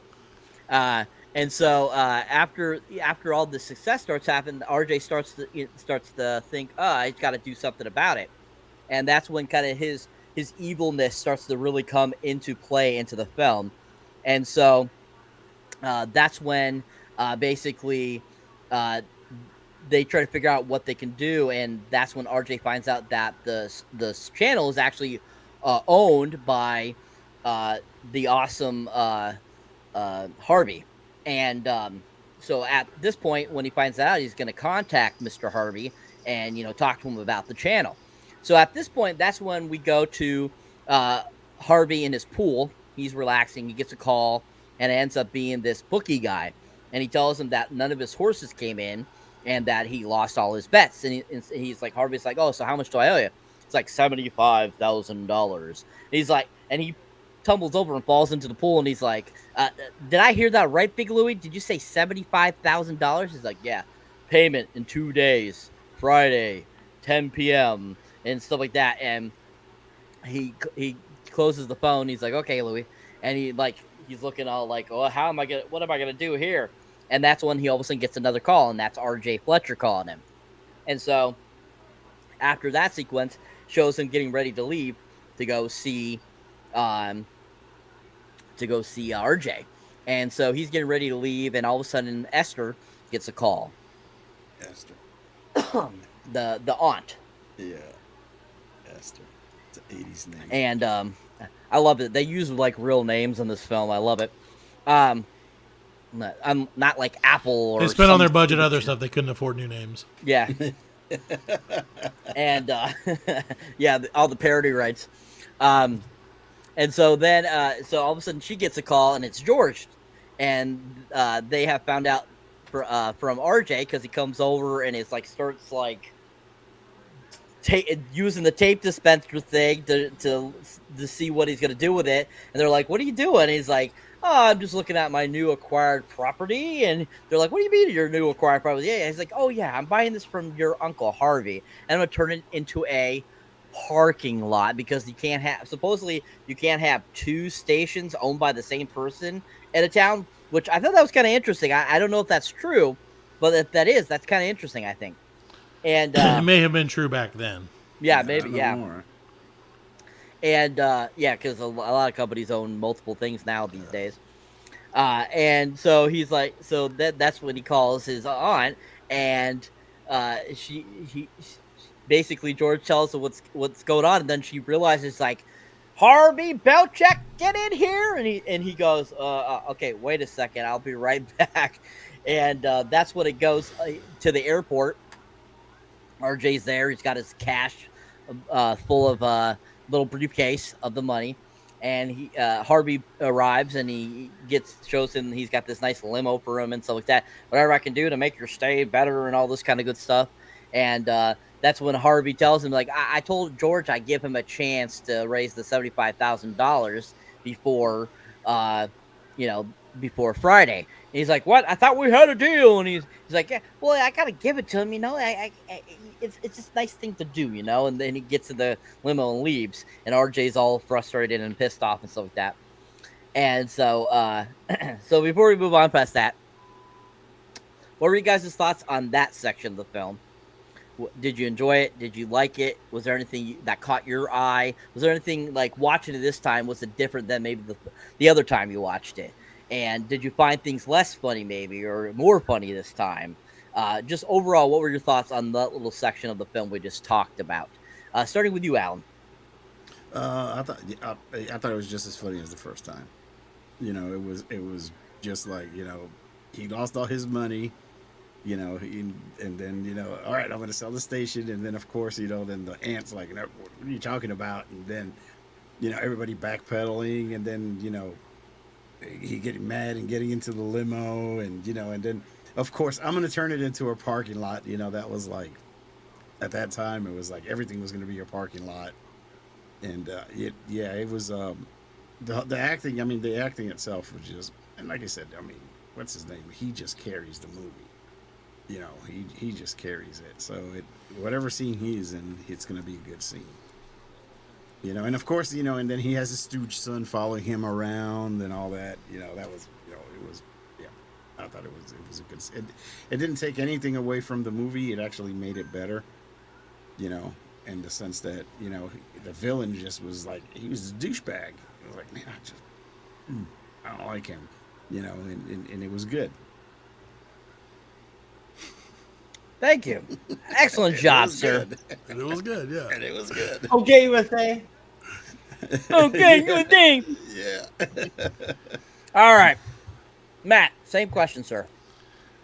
So, it was great. My takeaway from that whole area and that scene is, and I don't remember the 80s that well because, youth and all, I can't recall any waterproof portable phones. So when he flipped over into the water and you could hear it, I was like, that is a high quality fucking phone. Like, props to him for that. That was my one takeaway. I mean, it's great. Like I said, it's funny. It's exactly what you expect. You've got to have that conflict to push the movie forward. And without that, I mean, it would have been like, oh well, who cares? So, but it's just building the story, baby. Agreed. Thank you. Jeff, same question, sir. Yeah, I mean, I don't really have much to say, but I'll say most of my thoughts for the end, like the end of the film, basically, right? I think that there's really not much to say, to be completely honest with you. That once things get to the point where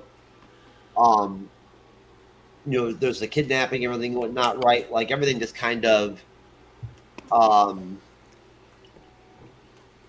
the movie it doesn't become boring or anything like that, whatnot, but it's very fluid. I'll put it to you that way. You know what I'm saying, right? Like, I mean, once they move away from the actual, like, showing us the shows and whatnot and everything, and the intros and all that kind of stuff, and the ads and all that stuff. So, yeah. The pacing increases a lot. Yeah, it picks up. You know what I mean? Whatnot, right? And it's it's well, like I said, I'll say my thoughts for the end. All right, sir. All right. So. Well, there was one parody we hadn't talked about yet, and it was the Rambo parody. Oh, that's right. That hasn't happened yet. Oh, it hasn't happened yet? Okay. Yeah, it hasn't happened no, yet. that's when he goes to save. That's that's the right. kidnapping. Yeah. Come on, Alan, get your fucking head in the game, man. Conan Librarian, man. This shit is fucking hilarious. I'm telling you right now, dude. Conan Librarian, man. The fucking No, Conan Librarian is hilarious. All of it's hilarious. The kid's like, my book is fucking one day overdue, whatever, whatnot. Conan the Librarian fucking cuts him in half. Yeah, he does. Apparently, Jeff thinks that's the most hilarious fucking thing ever, which is hilarious. Just watching him laugh over here. But yeah, it is funny. It is funny. It is funny.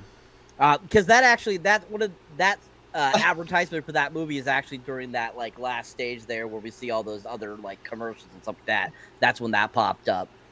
Along with we had, of course, the town talk with Emo Phillips, where he cuts his finger off too and stuff like that.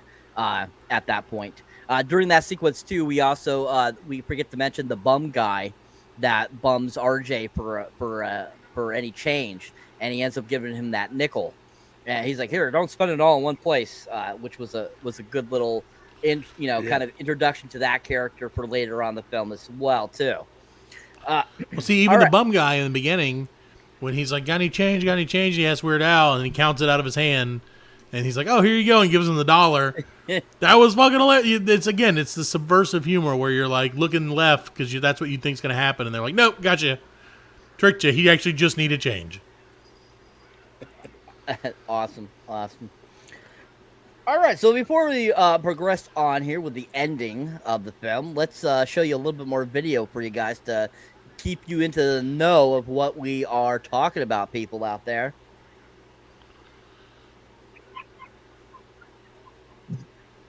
Oh, man.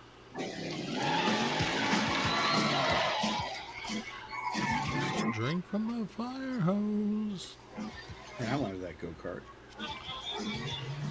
I like that he wore all the safety gear to travel like 17 feet.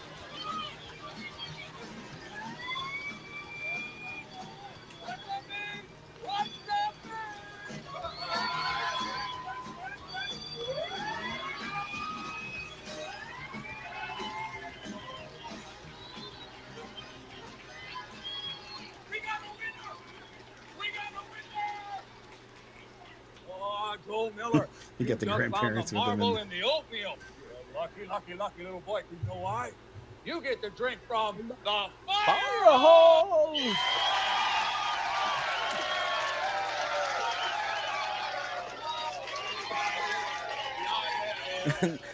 When he puts that hat on this kid and somebody's on the horse, it totally makes me think of Mike TV from Willy Wonka and the Chocolate Factory.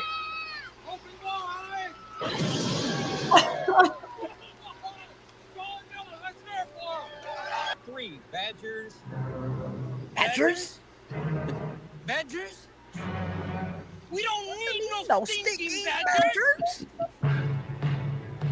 Oh, here we go. Never Here we go. You're before in Conan the history of Librarian motion for pictures has Mr. there Jeff. been a screen presence so commanding, so powerful. I mean, this guy even kind of looks so like Arnold a little bit. deadly. He's Conan the Librarian. Can you tell me where I can find a book on astronomy?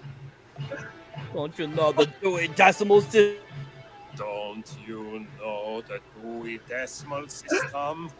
Conan the Librarian. I'm sorry. These books are a little overdue. Conan the Librarian. Tonight, only on 7:30. U62.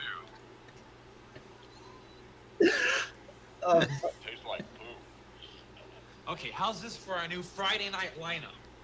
8 o'clock, Druids on parade. Yeah, I don't know if you actually stopped and watched this part, by the way, and saw what was on the board, but there are some hilarious names on the board. I have. I've done that. Oh my god.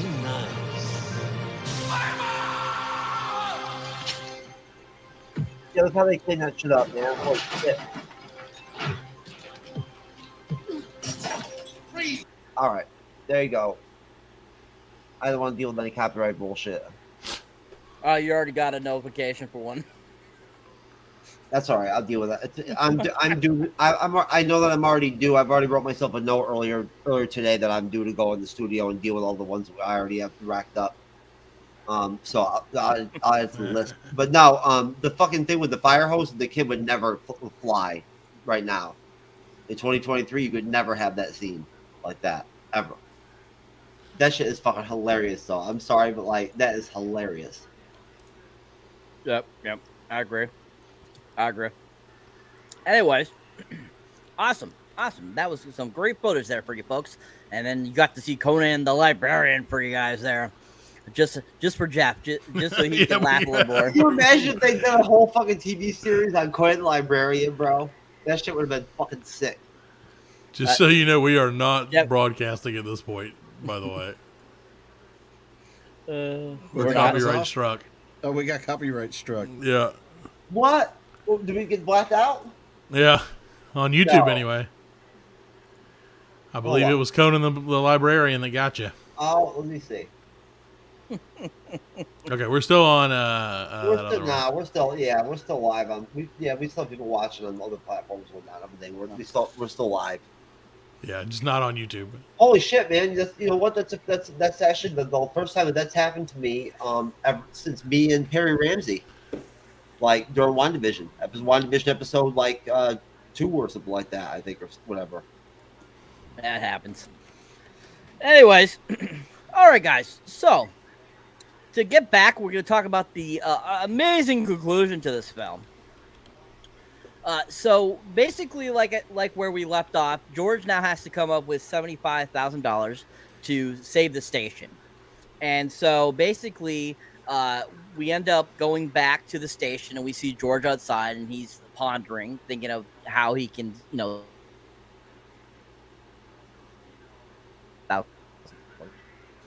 and a fob on the door and stuff like that. And basically, he sees George there sitting, pondering, and he goes over. He's like, "Is there anything I can do to help, George?" He's like, "Unless you got $75,000, not really." And of course, Stanley pulls out his wallet and looks in his wallet to see if he has $75,000, which I think is absolutely one of the freaking hilarious things. And he's like, looking, he's like, "No, I don't got $75,000." And basically, Stanley says something that clicks in George's head, thinking, I got a great idea. And basically comes up with doing a telethon, kind of like Jerry Lewis would do for muscular dystrophy and stuff like that.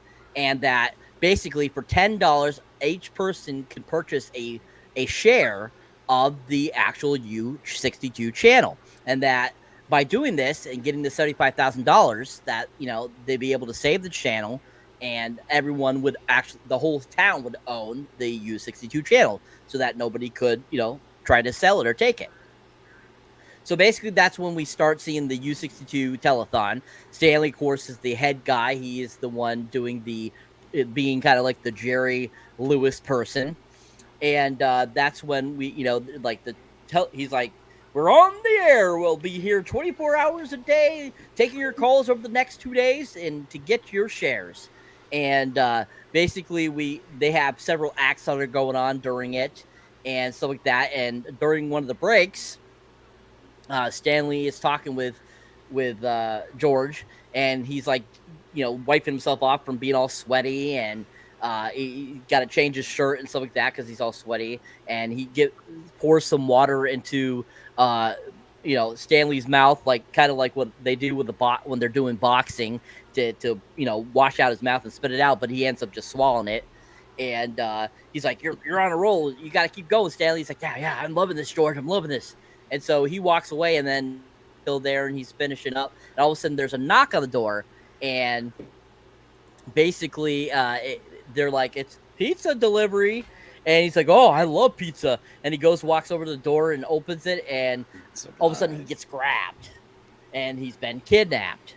Now, a little bit earlier, we do have a little sequence where RJ is conspiring this whole kidnap conclusion with his henchmen guys, and we end up seeing them planning this before Stanley actually gets kidnapped.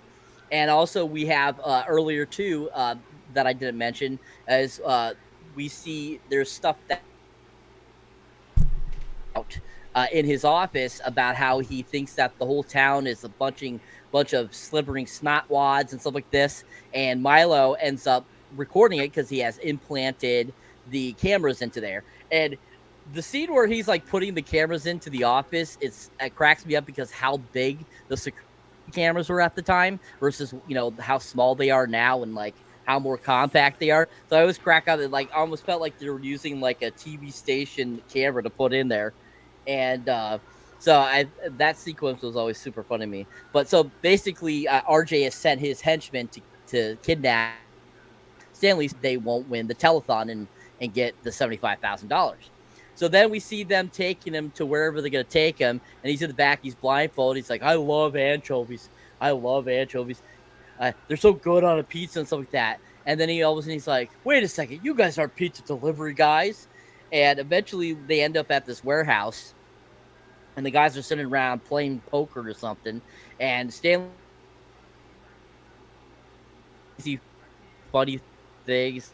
To like say things. I'm thinking of something orange. And so like that, and one of the henchmen guys is like, please let me kill him. Please just let me kill him. He's like, no, we can't kill him. And he goes over to Stanley. He's like, Stanley, you gotta be quiet, sir, because I'm keeping a few of these guys. They want to kill you. And he's like, and after he goes to sit down, he keeps going on, and he keeps talking, and Stanley just wants it up. So eventually he goes over and he pulls him into this closet and closes the door. And he's like, what, you don't like Bonanza? And then we go back to the telethon, and all of a sudden George and everyone realizes that where's Stanley and what to do. And so they're like, they got to figure out what we got to go find him and figure out. And basically they kind of allude to that he's been kidnapped. So that's when George and the guys go out, and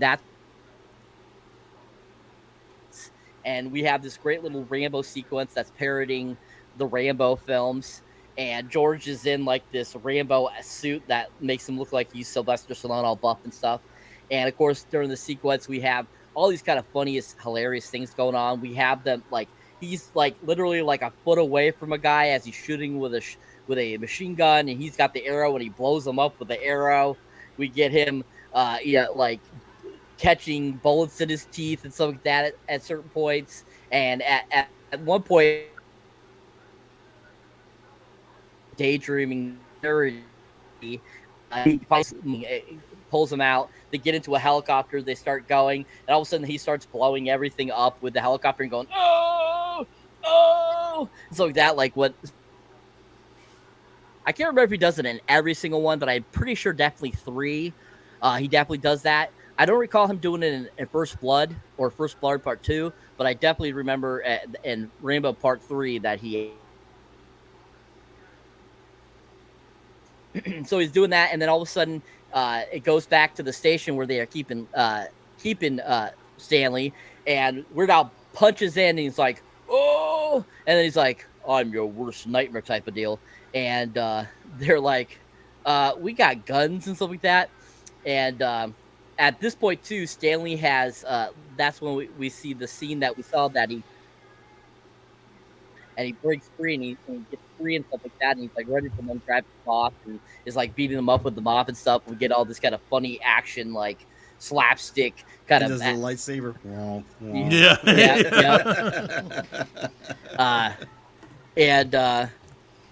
And so basically that he's fighting them off, and at one point he takes a stapler and he's like stapling the one guy in the face with the staplers and stuff like that, which I think is super funny.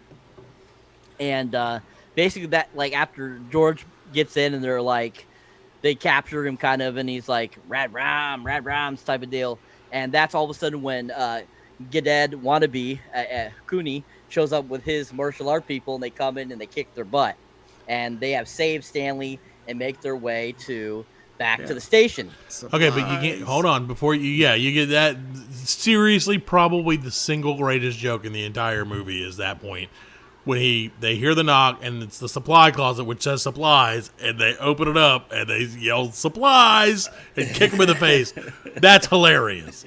Supplies. Sorry, but continue on. It's just that part is too funny to like. That always cracks me up. All right, no problem. Great. Yeah, I mean that is a great part that it's coming out of the supply closet. That was super funny. So when they finally get back to the station and Stanley gets back on there to finish, and they're like, basically this is the end of the telethon. They're trying to get the last of the money they need, and Stanley, it's like, we gotta get your stings in. Keep calling. Let's get this money in so we can save the station. And so at this point, that's when Harvey is there. R.J. Fletcher has shown up with his briefcase of money, and we see Big Louie's limousine pull up. And Harvey, he's like, really worried about not getting the money. He's like, okay, I'll do the deal with you because they haven't made the money for the UHF station yet. And he's like, and RJ Fletcher's like, you wait, Mr. Belchak, we'll get to that, And basically, he goes up there and starts to have a speech and stuff like that. And before I get to the very end there, I can't forget about the part where RJ Fletcher goes on air to talk at Channel 8, and that's when Milo shares the recording of him in the office, which was super funny. I forgot about that part. That's super hilarious. And he cuts to that, and then he cuts back, and you see him, and he's like, and he goes down and hides underneath the thing, which was super funny. And that's like when after that is when he goes out in the street and gets kicked in the nuts by the one old lady and stuff, which was really funny. But anyway, so basically goes up to give another speech about, what's going on with the U62 channel and stuff like that. And that's when the bun pops up, and he's like, hey, mister, can I still get any of those, the shares? He's like, yeah, there's still some left. He's like, how many? He's like, can I get the rest of them? He's like, and he shows him the wad of money. He's like, how much is that? He's like, $2,000. And he's like, yeah. And so takes the money, in which would put them over the $75,000 mark. He's like, okay. So he grabs the money, grabs the bag, has Bob throw it to him, and he goes over to Big Louie's car, and it's like, here, my uncle wanted you to have this, Big Louie, this $75,000. He's like, okay. And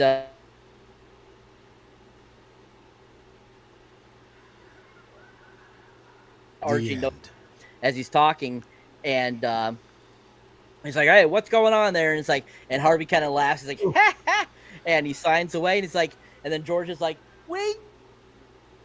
and Yeah. then like goes all explosion, like fireworks things going on and stuff like that, and they have won, and basically that's the end. You are all going Iceman too, and so so basically that's the end. There we go, people. So let's talk about this ending, folks, and I'm sure this is probably one of everyone's favorites parts, this ending sequence, the Rambo part, the funny kidnapping and saving the kidnapper and all this kind of good stuff. So just go around, everyone, just say what you felt about the ending, the overall thought of the film, and just anything that you would like to mention too about the ending or any part of the movie that maybe we forgot to talk about. Starting with you, Alan. Has to go to supplies. Supplies is the first one. I think supplies was, the kidnapping thing was kind of cool because it's like, why are you going to kidnap a janitor? And it was kind of like, yeah, this is pretty cool. And then they did the supplies, and then they had the action sequence with Rambo. He had the crooked mouth and everything, like Sylvester Stallone. He exaggerated it, and all this shit happens in a matter of what, I think that segment was 7-8 minutes.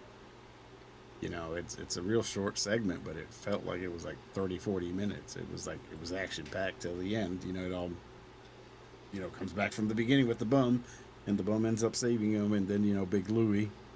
Yeah, Big Louie. Yeah, that would be Parker's. We'd be Big Louie. Thank you. Yeah, it was a perfect ending. Excellent, thank you, Adam. Matt, same question, sir. Yeah, it was, like I said, the end was great. I mean, they did a great job of wrapping it up and making it, again, it was kind of a pretty standard movie trope, throughout the 80s. And they deviated pretty thoroughly in the middle to be like, hey, we're kind of putting the plot on the back burner just to kind of just to put out the jokes. But they did a good job of like coming back to it. Like you said, the action, the Michael Richards action was funny. The mop, star of the movie, arguably. The mop is the whole reason this whole movie happened, pretty much. So, it was, I give it, it should have won the Emmy or the Oscar. But no, it was a great movie, man. Like I said, and all in all, it ended exactly the way you kind of hoped it would, because, it was, what's his nuts, his hubris that ended up costing them the whole thing. And then, of course, they get banned and everything else. And it's awesome, man. It was a great movie from start to finish. Really there's nothing I could be like, oh, well, this part sucked or this part just wasn't that great. I mean, it's a really funny movie. Excellent. Thank you. All right, Jeff. Your soliloquy, please. Yeah, I mean, I would have to agree with Matt. It's a really fun movie. What else can you really say? And like, I think it's important, and as always, that Matt really mentioning that it is sort of is family friendly. It had never occurred to me, right, at any point until he mentioned it. You know what I'm saying? Like in all reality, that like it really isn't all that bad. It really isn't that bad. I mean, you know what I'm saying? Even when Conan the Librarian fucking splits that dude in half. Like, it's so fake looking and cheesy and shit and whatnot. Like, no one should be shocked by that. Like, you shouldn't have to go in your fucking safe space or whatever and whatnot because of that shit. It was cartoon violence. Seriously. And then Alan, I mean, as long as Alan comes on and, like, he manages to not, like, change the title to, like, from fucking, UHF to, like, Dance with a Wolf or some shit like that, then you're good to go. If it had the soundtrack, it would have been better. That's the only thing. No, again, props to Weird Al, man. Like, I mean, he handled his business in this motherfucker. Like, he's funny as shit. And honestly, it's definitely, I don't know if it's a cult classic, but it should be, right? Oh, like, yeah, it's a cult classic. Yeah, it's like it's like must have. It's must have. If you. It's definitely like one of the best comedies I've ever seen in my life. You know what I'm saying? And the trope or whatever, whatnot, like they had to carry out, sort of drags the film a little bit there at the end. If anything, maybe, like, because once you lose the humor, the whole structure of the film kind of just starts to fall off. You know what I mean? Not all because all the characters in the film, all the actors and the actresses, like all they do is humor. You know what I'm saying? Like they're all gag, like like I mean, and they all use old school comedic, humor. You know what I'm saying? Like what I'm saying? Like there's been splits, right? And with that kind of stuff in TV over the years and whatnot, right? Where like they've made changes over time. That like there's been evolutions in humor and whatnot. Well, like Cyber knows what I'm talking about. I know you are. I know Ellen, you probably heard of it too. Like at some point, from what year it was, like like Seinfeld, for instance, changed humor in widespread across TV. You know what I'm saying? For instance, but I definitely think that Weird Al, like definitely, and UHF probably had an influence on shit too, in a way. You know what I mean? Like like it got into like it did things comedically that I think really weren't maybe hadn't been done at that time. So you know what I'm saying? Like overall, I'm definitely gonna give it a don't give your thing yet. Nope. Didn't ask that yet. Keep it in your pants, Jeff. Okay. You too, Alan. I was gonna give it a free massage parlor gift card. No, you're not.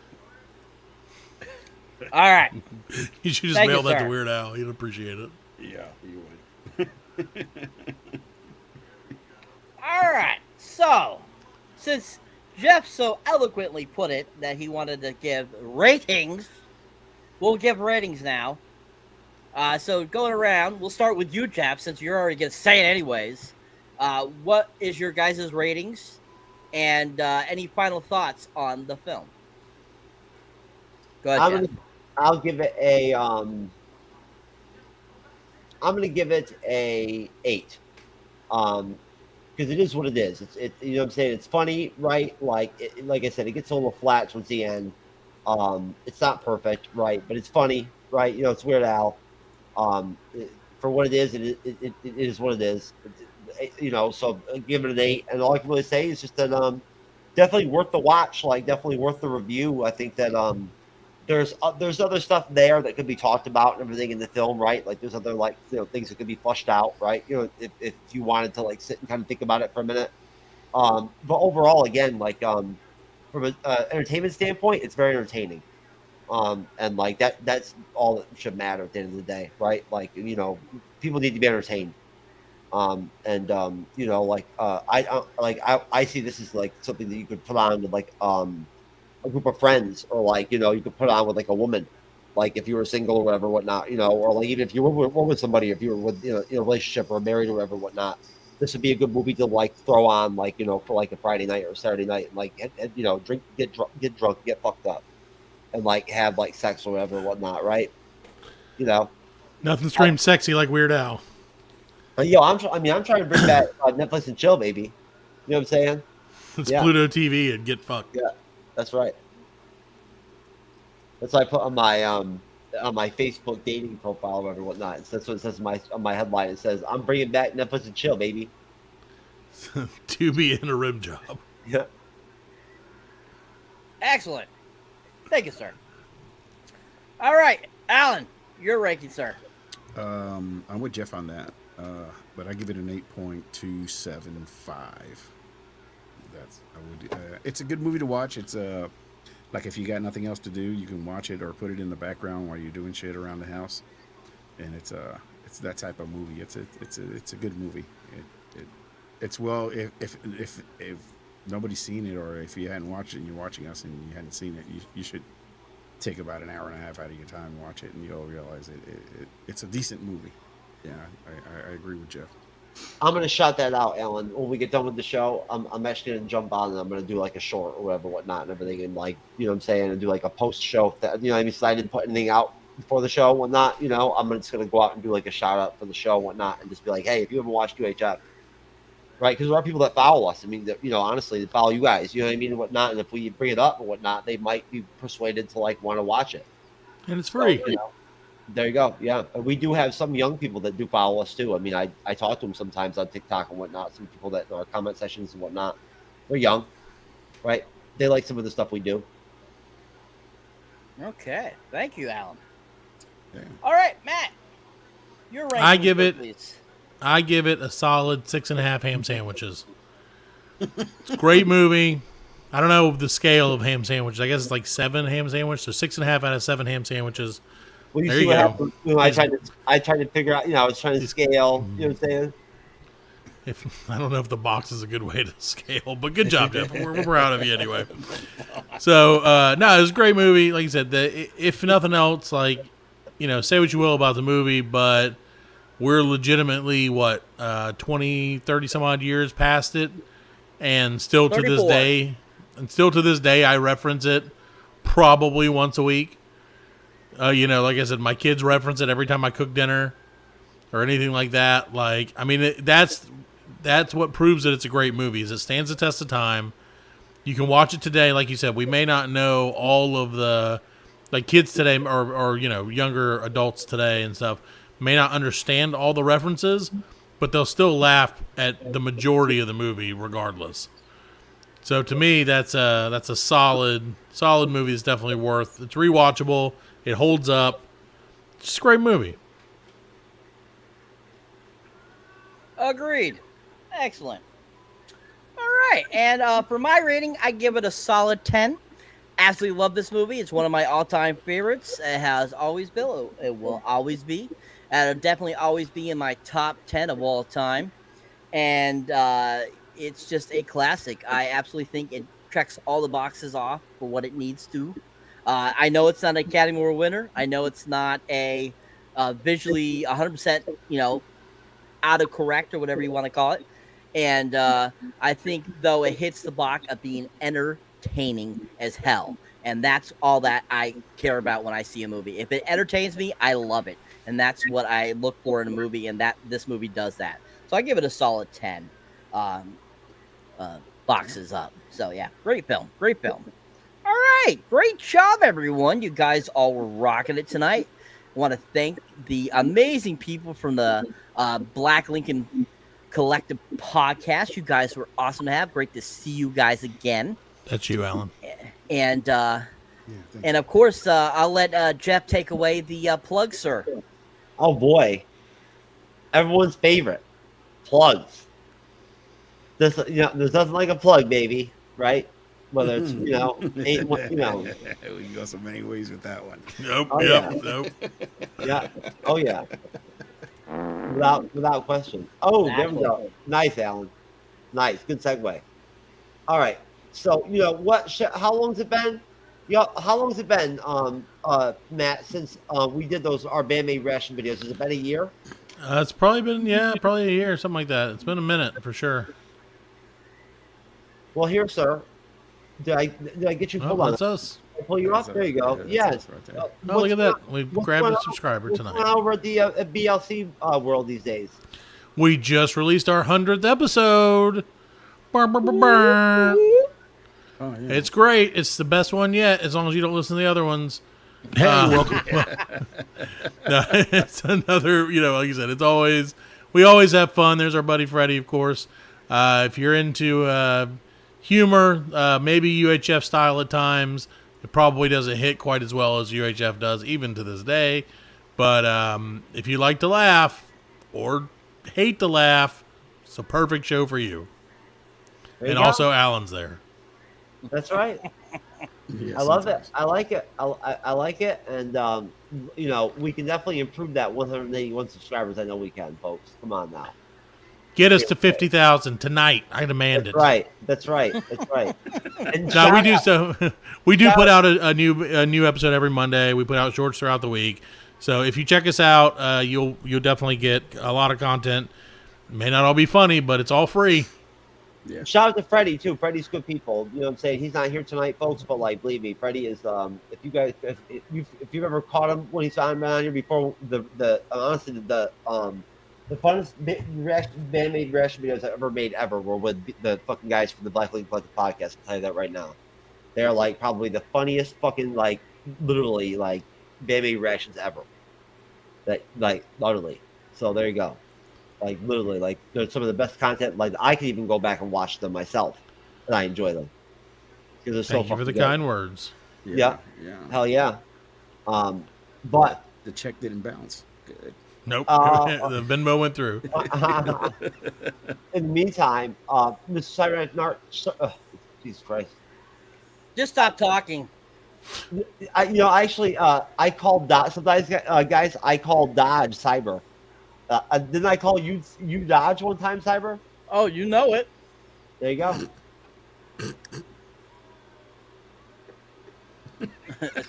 Alan is yummy, guys. Somebody said on the wonderful comment section there. Oh, Alan is yummy.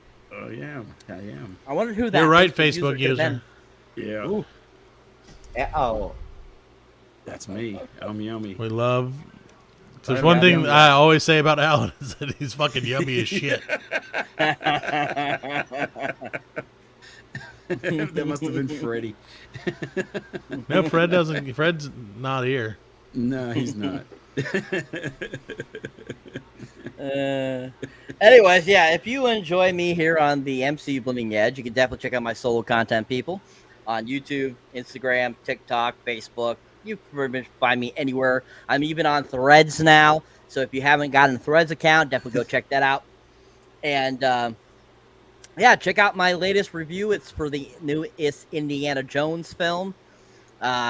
Definitely check out The Outlaws on Netflix. That movie is freaking hilarious as hell. Oh my god, I laughed my ass off the whole entire film. Great cast too. I mean, Nina Dobrev. You had Pierce Brosnan, Ellen Barkin in it. You had Adam Devine. Hilarious film, super hilarious. If you haven't seen it, Mission Impossible: Dead Reckoning Part 1. Just saw it last night. We have a review for that up in the next couple days or so. Fantastic film as well. Definitely go check out it in theaters. Tom Cruise is not letting down. I'm telling you, people. This man is going to do what Harrison Ford has done for Indy. He's gonna do Ethan Hunt in his 80s. I can tell right now. He's freaking awesome. But yeah, great film. More to come. More trailer reactions. I'll be having trailer reaction to Wonka coming up, and to a new film as well that'll be coming out in the next few months too as well. Kind of keeping that one secret because I always forget what it is. But yeah, keep on track for Craven the Hunter trailer reaction too as well. I'll have that up soon, and just keep subscribing. Let's get us to that 800, 900, and 1,000 mark there, people. I'm at I think 680 right now, so 20 away from 700. So then at 700, I only got 300 to go to so 320 to go to get that 1,000 mark. So keep subscribing. I want to thank all my subscribers. You guys are rocking it. And yeah, keep watching, keep trucking, and keep sending me those freaking note comments on my videos. They've been fantastic. And also, Cyber, I've gotten this everything worked out pretty much, at least with my MacBook Pro, to do reaction videos. On StreamYard now that they've changed some of the stuff with the settings. So if you want to get together with me and do one for Ahsoka, to do Ahsoka and do the first Ahsoka too. And just bang it out. Let me know when you're free, whatnot, and we'll jam it out, man. Yep. You know what I'm saying? We'll get after it. And that, folks, we will be covering Ahsoka, just to put it out there right now. Obviously, Cyber, I'm sure you saw. I know you did. That Loki is not going to be out on Fridays. It's going to be out Wednesdays, right? Just like Ahsoka. So, right, we'll be able to cover both those series, I believe, on our main Wednesday show, which should be great. Yep, I told you that. Oh, did you have? All right. Well, there you go. No, it works out really good. That way we can keep doing our movie reviews on Fridays, right? We don't have to shift anything or anything like that, whatnot. And I'm really excited about it. I can tell you right now. So that's what we got ahead of us, folks. Without questions, we got Ahsoka. That I think is gonna be great. It's gonna be 8 episodes. And then we'd have Loki season 2. And then Echo. And FYI, the first 2 episodes actually dropped the same day. That's right. So in the first day too. Which would be great. Maybe we'll do a double header, Cyber. Either way. Either way, folks. I am finally doing on Sunday, on 7 p.m. Eastern, 4 p.m. Pacific, my first part of my 3-part Andor season 1 recap and breakdown. I have to do it. I can't fuck around anymore. Whether Matt from Australia is going to makes it or not, whatnot, the show has to move on. So I've got my cast put together and whatnot and everything. Hopefully Matt will try. I'm going to reach out to Matt and try to see if Matt will come on for one show. I am not Matt from Australia, just for the record. Just to be clear, yeah. But I can do an Australian accent. Alan, I throw shrimp on the bobby. Alan hasn't watched Andor, so he won't. I can't ask him to come on. No, and Cyber knows that if he wants to come on, he can just jump on whenever he wants to. So either way, on Monday, me and Andres, the pop culture guy, he have the 27-minute and 17-minute contributions on the panel. We'll be reviewing the Walking Dead Dead City episode 5. Should be really fucking good, and we'll be talking about more DC casting and the Marvels. With Secret Invasion finale dropping here soon. The Marvels. How many episodes of that are there? Secret Invasion. It'll 6 be 6 episodes. total. Oh, really? Okay. Yeah. Right on. And I want to shout out, and the only plug I just wanted to do really quick now was to tune us in on Wednesday, guys. For Secret Invasion this week, because our team and everything that we put together to come in and do our reviews has been killing it, and Secret Invasion's been great. And look, yeah, we're still live right now. But I mean, you guys really been like supporting the fuck out of us. We really appreciate it. Like our numbers are great. Honestly, I'll give myself some credit. I have improved my thumbnail game, which still could be better. But hats off to Kendra and John and Andres and Rico, Cyberneticshark and myself for fucking killing it on these Secret Invasion episode reviews. Yeah, I'm telling you right now, if you Matt, you said you started watching it, right? Yep. Oh, and folks, get us up to 26,000 subs. What's up? Come on, let's go. Yep, we've hit 25,000. That's right. I'd like to hit 50. I'd like to hit 50K here soon. It'd be nice. And Cyberneticshark, we'll be talking, sir, about doing some end of the year type giveaways or whatever, whatnot. Make sure we get your subs up to 1,000. Thank you to the Blessing Collective Podcast. Thank you for having us. If you guys get to 26,000, we'll give away free subscriptions to our show as well. There you go. Subscribe to MCU Bleeding Edge, and you can subscribe to the Black League Collective Podcast for free. There you go. You know what? That makes perfect sense to me. Honestly, that one wins the Danny 3 Battles in the Special Olympics award, baby. Hey, that's 2 more than I have in real life. There you go.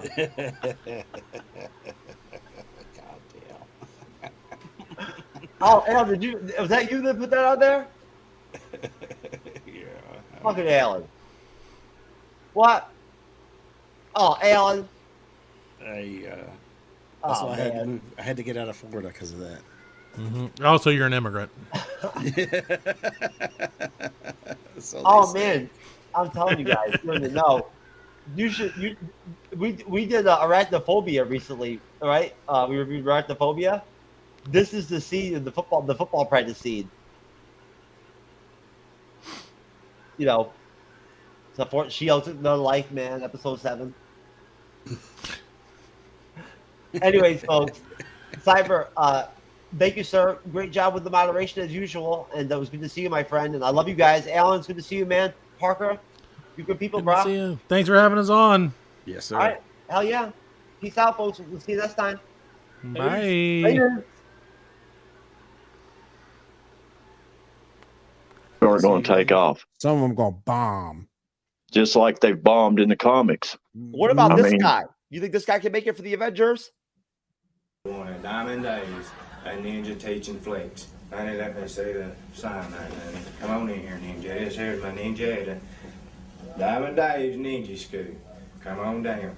What we're going to teach you, hold that, Lord, and what we're going to teach you in our first episode is a proper stance and a proper kung fu. And you got your Judy chop, all right? You got your karate chop, and you got your ninja chop. Now, what smart thing to do is like when you use a judo chopping, you gotta say it, for you beginners, like a Judy chop. Because what you don't want to do is like be a Judy chopping and a kung fu kicking, and there goes your leg. There ain't much hollering for a one-legged ninja out there. Right there, hard as a rock, but let me show you something. I'll have last time, baby. Don't put it in front of your face. I don't want to hurt you. You got me? What we're going to do here, we're going to work on the ninja chop. So what we're going to do. You go a ninja chop. Well, now see, now sometimes it don't always work for a ninja. You know, but it practice makes it perfect. Don't go ninja nobody. Don't need ninja. Alrighty? Now, them things there, if I was put them in my pockets, they'd get me for concealment of a deadly weapons. They say you got your son fella coming at you out in the trailer park. Regular cannon you say? No, says I. Watch this, people. Yeah, we just rolling through the trailer park. What's that? What's that fella doing? Ninja start. Right there. That son fella jumps out behind a trailer on you. You know, you got to put them on out yonder like that. And you can't get him caught up in ninja outfit, you know. And like if a feller's coming at you with... Dude, that guy lived right next door to me, man. Yo, what the hell was that weapon he pulled out there? Was that a crack pipe? Like, it looked like a damn skull can or something, didn't it? Where did you find that? Listen, hey, that guy that he said that in, that is his interview tape for the Special Olympics Avengers. That dude don't stand a prayer. Oh, that dude. It's amazing something like that dude's probably popular as hell from that video. Dude, that guy could beat Kate Bishop's ass. Alpha Flight will whoop his ass. He dedicates 8 hours a day role-playing as a toddler. I'm in baby mode on and off all day. And Jess's daddy is caring for her. I'm 20, but not really because I'm 5. Adopted mommy and daddy who are totally comfortable with me being a little girl. I identify as an 8-year-old girl called Denise. Therefore, I am an 8-year-old girl. That's right, folks. Therefore, I'm 8-year-old girl. Says I. There you go. Just to be clear. Anyways, we'll do that time. Bring the band in. Woo! Well, all right. Yeah, they want me to fit in, but I can't. I'm too different with it. Too advanced to think. You know my intuition. I